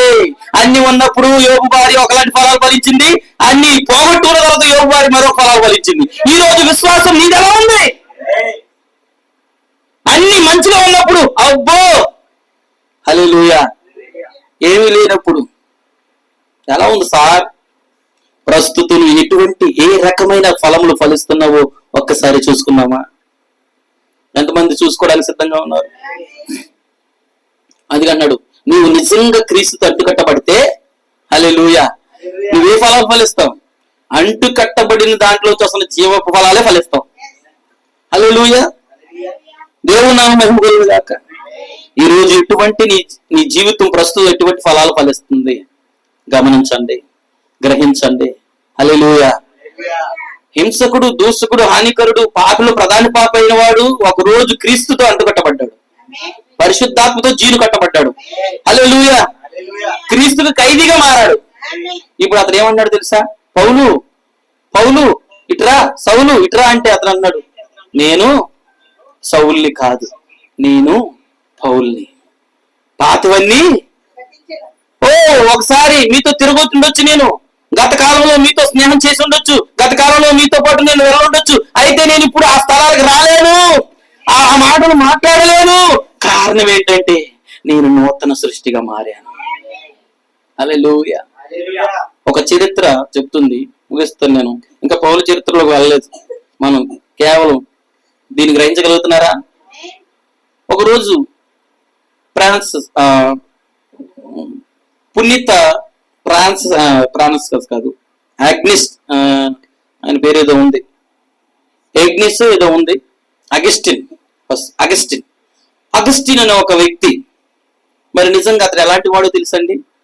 అగస్టిన్ అనే వ్యక్తి వ్యభిచారి. ఓ కంటికి కనిపించినంత అమ్మాయిలల్లా అనుభవించాలనే ఆశ కలిగినోడంట. వ్యభిచారి, త్రాగుబోతుతనం, తిరుగుబోతుతనం, ఎంతో విచ్చలవిడిగా లోకంలో తిరిగేవాడంట ఈ అగస్టిన్. అలాంటి అగస్టిన్ అతని జీవితం అలా ఉంది. తల్లి మాత్రం ప్రార్థనా పరురాలు. ఎలా ప్రార్థిస్తుందో తెలుసా? ఆమె ప్రార్థన ప్రారంభిస్తే ఆమె చుట్టుపక్కల ఉన్నవారు అందరూ ఏడుస్తారంట. ఎంతమందికి అర్థమవుతుంది చెప్పేది?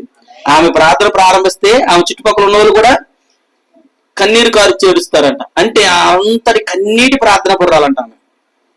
ఒకరోజు అగస్టిన్ ఏం జరిగిందంటే, దేవుడు అగస్టిన్ దర్శించాడు. అగస్టిన్ దర్శించి అగస్టిన్ పూర్తిగా తన పాప జీవితాన్ని విడిచిపెట్టి, లోక జీవితాన్ని, వ్యభిచారాన్ని, త్రాగుడు, జూదాలు, వ్యసనాలన్నీ విడిచిపెట్టి, హల్లెలూయా, ఏ వీధులు గుండా అయితే పాపం చేశాడు, ఏ వీధులు గుండా అయితే అటువంటి పాప జీవితం జీవించాడో, ఒక రోజు మార్పు చెందిన తర్వాత అదే వీధులు గుండా వెళ్తున్నాడు. అదే వీధులు గుండా వెళ్తుంటే ఒక వీధి మలుపున ఒక స్త్రీ అంటుందంట, Augustine, hello Augustine, hello Augustine, my friend Augustine అని పిలుస్తుందంట. హల్లెలూయా. అలా వినపడుతుంది, అయినా వెళ్ళిపోతున్నాడు. అగస్టిన్, అగస్టిన్ నేను, అగస్టిన్ నేను అని అంటుందంట ఒక స్త్రీ. అగస్టిన్ నేను, అగస్టిన్ ఇటు చూడు అగస్టిన్ అంటుంటే ఆయన అలా వెళ్ళిపోతుంటే, నిన్నే అగస్టిన్ అనే శైలి దగ్గరికి వెళ్ళి పిలిచి ఇలా చేపెట్టినప్పుడు అగస్టిన్ వెనక్కి తిరిగి చూశాడంట. అప్పుడు అగస్టిన్ అడనా, నీవు పిలిచి అగస్టిన్ నేను కాదు. ఏమన్నాడంట? అగస్టిన్ నేనంటే నీవే అయి ఉండొచ్చు, కానీ నేను మాత్రము నీవు పిలుచుతున్న అగస్టిన్ని కాను. నేను ఇప్పుడు మార్పు చెందిన అగస్టిన్ని, నా జీవితాన్ని క్రీస్తుకి ఇచ్చిన అగస్టిన్ని. హల్లెలూయా. అతడు అంటున్నాడు తన సాక్ష్యంలో, నా తల్లి కన్నీటి ప్రార్థన ప్రవాహంలో ప్రభు పాదాల ఎదుకు కొట్టుకుని వచ్చాను. తన తల్లి కన్నీటి ప్రార్థన ప్రవాహంలో ప్రభు పాదాల దగ్గర కొట్టుకొచ్చాడట. మార్పు చెందిన తర్వాత ఆయనతో పాపం చేసిన స్త్రీలు పిలుస్తుంటే ఆయన అన్నాడు, మీరే ఉండొచ్చు, మీరు అదే ఉండొచ్చు పాతకాలంలో, కానీ ఇప్పుడు మాత్రం నేను మీరు పిలుస్తున్న అగస్టిన్ని కాదు. నా జీవితం మారింది. హల్లెలూయా. నా ఫలాలు వేరే. ఈరోజు నీ ఫలాలు మాటలతో చెప్పుకుంటాం కాదు, మన ఫలాలు క్రియలు వ్యక్తపరచాలి. హల్లెలూయా. అందుకని ఈ రోజు నువ్వు ఎటువంటి ఫలాన్ని ఫలిస్తున్నావు, నీ జీవితం ప్రస్తుతం ఏ రకంగా ఉందో ఒకసారి ఆలోచిద్దాం. మనం ఎటువంటి జీవితం జీవించాలంటే, వాక్యము మన ఎద్దకు వచ్చినది, విశ్వాసం ఎద్దకు వచ్చినది, వాక్యం నేను బయలుపరిచింది. ఇప్పుడు అన్ని ఉన్నా లేకపోయినా భక్తులు ఏ రీతిగా జీవించారో, ఒక విశ్వాస ఏ రీతిగా జీవించాడు, ఒక క్రీస్తు ఏ రీతిగా జీవించాడు, మన జీవితాలు ఆ రీతిగా మారాలి. హల్లెలూయా. ఎందుకంటే మార్పు లేని మన జీవితాన్ని మరొక వ్యక్తికి ప్రకటించిన ఎవరు మారతారా? ఒరే మొదట నువ్వు మారరా అంటారా? ఎందుకని మొదట నువ్వు మారరా, నువ్వు మారకుండా మాకు చెప్తున్నావేంట్రా అంటారా? అదే నువ్వు మారితే బజార్లోకి వెళ్ళి ఇష్టం వచ్చినట్టు మాట్లాడి, ఇష్టం వచ్చినట్టు కొండలు చెప్పి అయ్యి చేసేదాన్ని నువ్వు చూసేవాడు, నువ్వు కొండుగాడిగా ఉండి నువ్వు మారిపోయి సినిమాలు చూడకుండా, సీరియల్ చూడకుండా, బూతులు మాట్లాడకుండా, గొడవలకు తగాదలకు పోకుండా, హల్లెలూయా, ప్రార్థనకు పోతూ వాక్యాన్ని వింటూ ఎవరు కలిసిన వాక్యం చెప్తా ఉంటే నిన్ను చూసిన వారు, నువ్వు ఏ చర్చికి పోతున్నావు అబ్బాయి నువ్వు ఏ చర్చికి పోతున్నావు, ఒకసారి నేను కూడా వద్దాం అనుకుంటున్నా అంటారా? ఎందుకని నీ ఫలాలు వారు, అదిగా ప్రవక్త అన్నాడు, నీవు జీవించిన దానికంటే ఎత్తుగా ఎగరొద్దు, నువ్వు ఎగురుతున్నా ఏం చేస్తున్నా నీ ఫలాలు ప్రజలు చూస్తున్నారు, నీ ఫలాలు గమనిస్తున్నారు. లోకం, దేవుడు గమనిస్తున్నాడు, సాతానుడు చూస్తున్నాడు, లోకం చూస్తుంది మన యొక్క జీవితాన్ని. హల్లెలూయా. కాబట్టి ఈ రోజు నువ్వు ఎక్కడున్నావు, ఎలా ఉన్నావు, ఎంతమంది గమనిస్తారు? హల్లెలూయా, హల్లెలూయా. దేవుని మహిమ కలుగును గాక. ఇక్కడ మనము చక్కని స్త్రీలు తల వెంట్రుకలు సరిదిద్దుకున్నట్టుకు అద్దములను కలిగి ఉన్నాము. కానీ అతడు ఇక్కడ ప్రవక్త ఒక చిన్న కథను చెప్తున్నాడు. ఇది చెప్పి నేను ముగిస్తాను. ఏంటంటే, నువ్వేమై ఉన్నావో ప్రస్తుతం నువ్వు ఖచ్చితంగా దాని ప్రకారం జీవించాలి. కొద్ది కాలం క్రితం అరిజనులు ఫినిక్స్ లోని బిజినెస్ మ్యాన్స్ మీటింగ్స్ లో క్రీస్తు యొక్క ప్రతిబింబము క్రైస్తవ జీవితమును ప్రతిబింబించుటకు గూర్చి నేను బోధిస్తున్నాను. క్రీస్తు ప్రతిబింబములనే ఒక వర్తమానాన్ని బ్రదర్ బోధిస్తున్నారు. బోధిస్తున్నప్పుడు అతను ఏం చెప్పాడంటే తన జీవితాన్ని, తన సాక్ష్యాన్ని చెప్తున్నాడు. ఏంటంటే, నేను కెంటకీలో జన్మించాను చెప్పాను. విశేషముగా నేను బాలుడుగా ఉన్నప్పుడు అది చాలా పురాతన స్థలము. ఈ కుర్రవాడు ఎన్నడూ మనము కలిగి ఉన్నట్లుగా ఇంటిని కలిగి ఉండలేదు. ఇక్కడ మనము చక్కని స్త్రీలు తల వెంట్రుకలు సరిదిద్దుకున్నట్టు అద్దములు కలిగి ఉన్నాము. కానీ అతడు ఒక చిన్న అద్దమును కలిగి ఉన్నాడు. అది బయట చెట్టుకు కట్టబడి ఉన్నది. అక్కడ వారి తండ్రి స్నానము చేయు బల్ల ఉన్నది. ఆ చిన్న పాత అద్దము చూసి అక్కడ వారు తల దూకునేవారు. ప్రవక్త చెప్తున్నాడు, క్రీస్తు ప్రతిబింబములు అంటే క్రీస్తు ప్రతిబింబము ఎవరు? నువ్వే. నేను చెప్పింది అర్థమవుతుందా? క్రీస్తుకి ప్రతిబింబం ఎవరు? నువ్వే. క్రీస్తుకి ప్రతిబింబం ఎవరు? నేనే. ఇప్పుడు ప్రజలు ఎక్కడ చూస్తారు క్రీస్తుని? క్రీస్తుని వాళ్ళు ఎక్కడ చూడాలి? ఇప్పుడు నీలో. ఎందుకంటే క్రీస్తుని ప్రతిబింబించే అద్దాలు నువ్వే. హల్లెలూయా. నువ్వు అద్దం దగ్గరికి వెళ్తే నీ రూపం నీకు కనపడుతుంది, అవునా కాదా? అలాగే వాక్యం దగ్గరికి నువ్వు వచ్చినప్పుడు క్రీస్తు రూపం అది కనబడాల. ఎందుకంటే వాక్యం అర్థమేనా? ఆ అర్థంలో నువ్వు చూసుకున్నప్పుడు. హల్లెలూయా. ఒక పిక్చర్ మీకు తర్వాత చూపిస్తాను, తర్వాత ఎవరైనా గ్రూప్ లో పెట్టండి.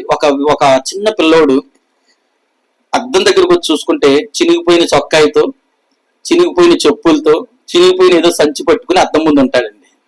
పిక్చర్ మొన్న చూసాను. అది అద్దం దగ్గరికి వెళ్ళి చూడగానే అద్దం బయటేమో చినిగిపోయిన బట్టలు, ఏదో చిన్న సంచి, ఏదో చెప్పులు ఉన్నాయి.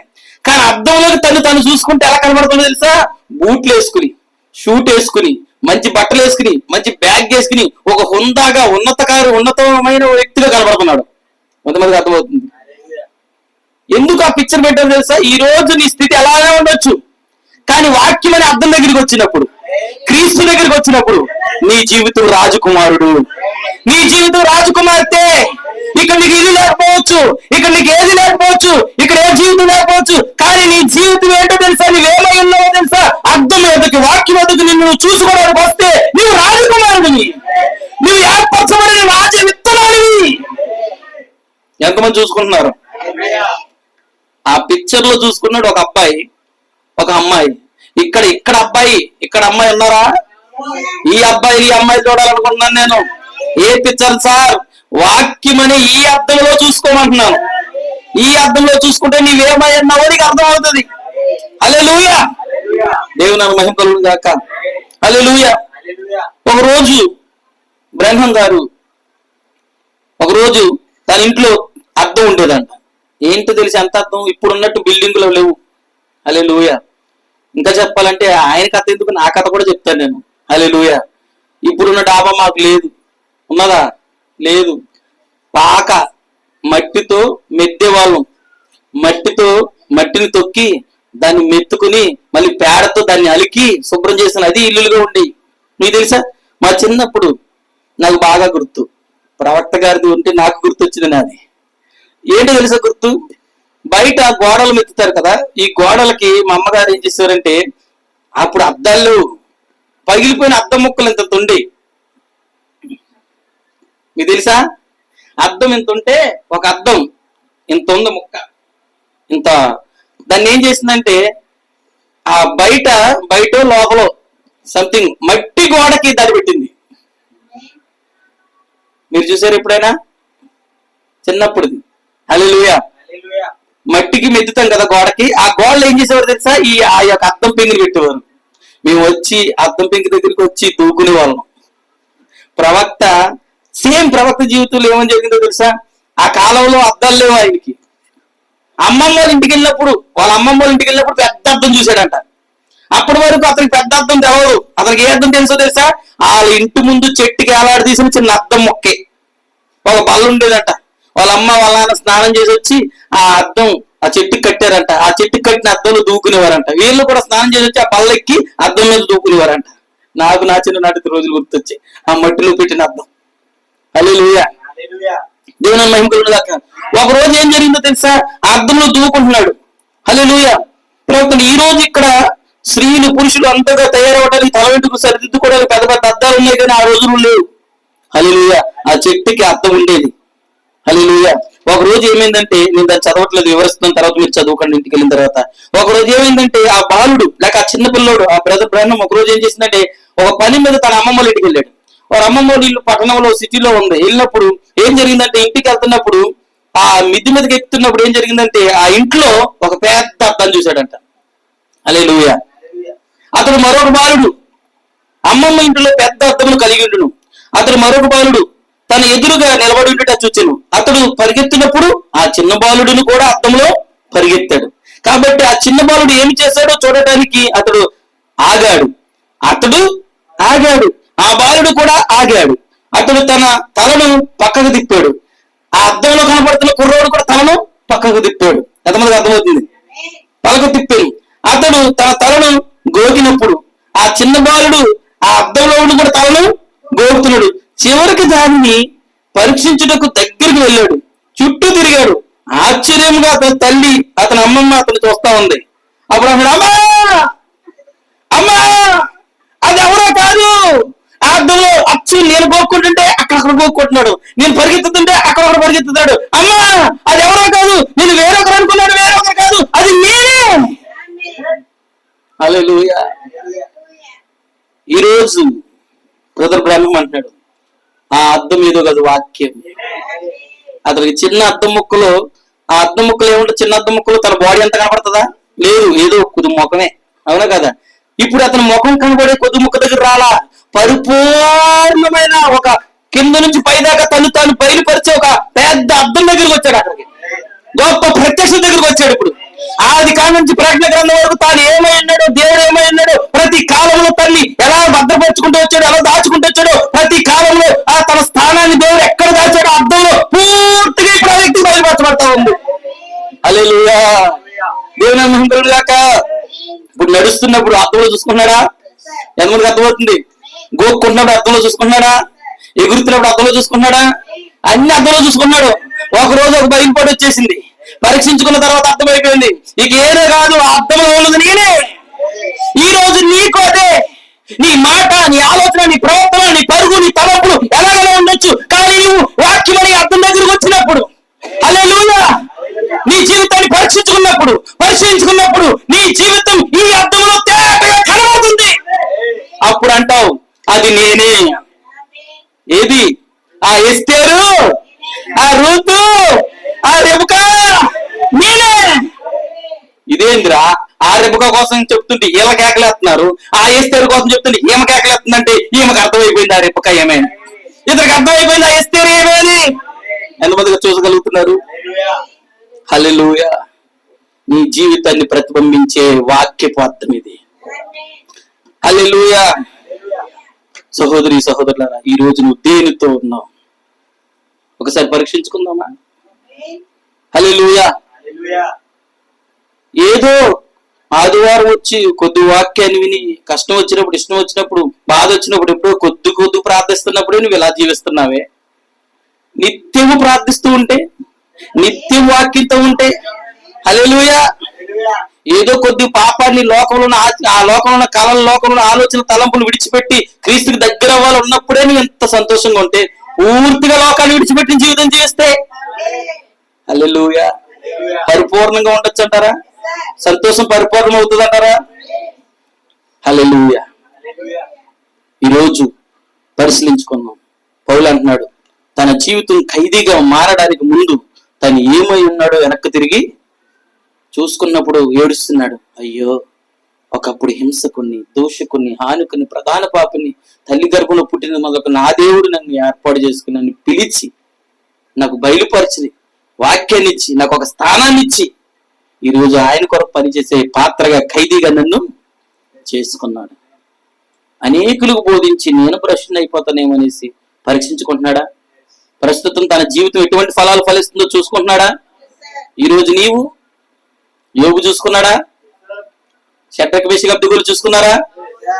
సంతోషంగా ఉన్నప్పుడు, జ్ఞానంగా ఉన్నప్పుడు, రాజు చేసిన ప్రతి ప్రశ్నకు సమాధానం చెప్పేసినప్పుడు రాజు తీసుకెళ్లి మంచి స్థానంలో పెట్టారు, జాబ్లు ఇచ్చాడు. అవునా కదా? ఇప్పుడు ఏం జరిగింది? వ్యతిరేకత వచ్చిందా లేదా? రాజు పెట్టి ప్రతిమ మొక్కట్ల వ్యతిరేకత వచ్చేసింది.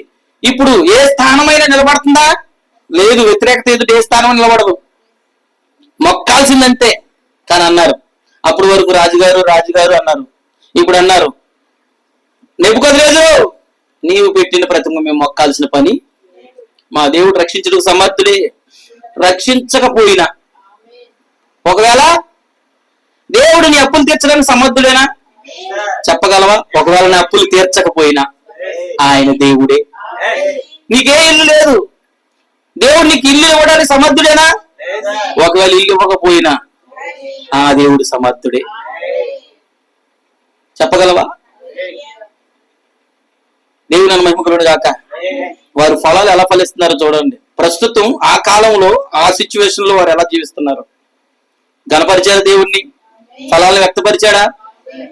హల్లెలూయా. మనం చూస్తున్నాం దేవుడు సమర్థుడే రక్షించడానికి. అయినా రక్షించకపోయినా పర్వాలా, మేము మా దేవుడిని మాత్రమే ఆరాధిస్తాము. హల్లెలూయా. ఎప్పుడైతే వారు దేవుడి కోసం నిలబడ్డారు, ఎప్పుడైతే వారు వాక్యం కొరకు నిలబడ్డారో దేవుడే వారి పక్షంగా నిలబడ్డాడు. వాక్యమే వారి పక్షంగా నిలబడింది. ఈరోజు బ్రదర్ బ్రాహ్మణం అంటున్నాడు, వాక్యాన్ని నువ్వు కనపరిస్తే వాక్యం నిన్ను కనపరుస్తుంది. వాక్యం కొరకు నువ్వు నిలబడితే వాక్యం నీ కొరకు నిలబడుతుంది. హల్లెలూయా.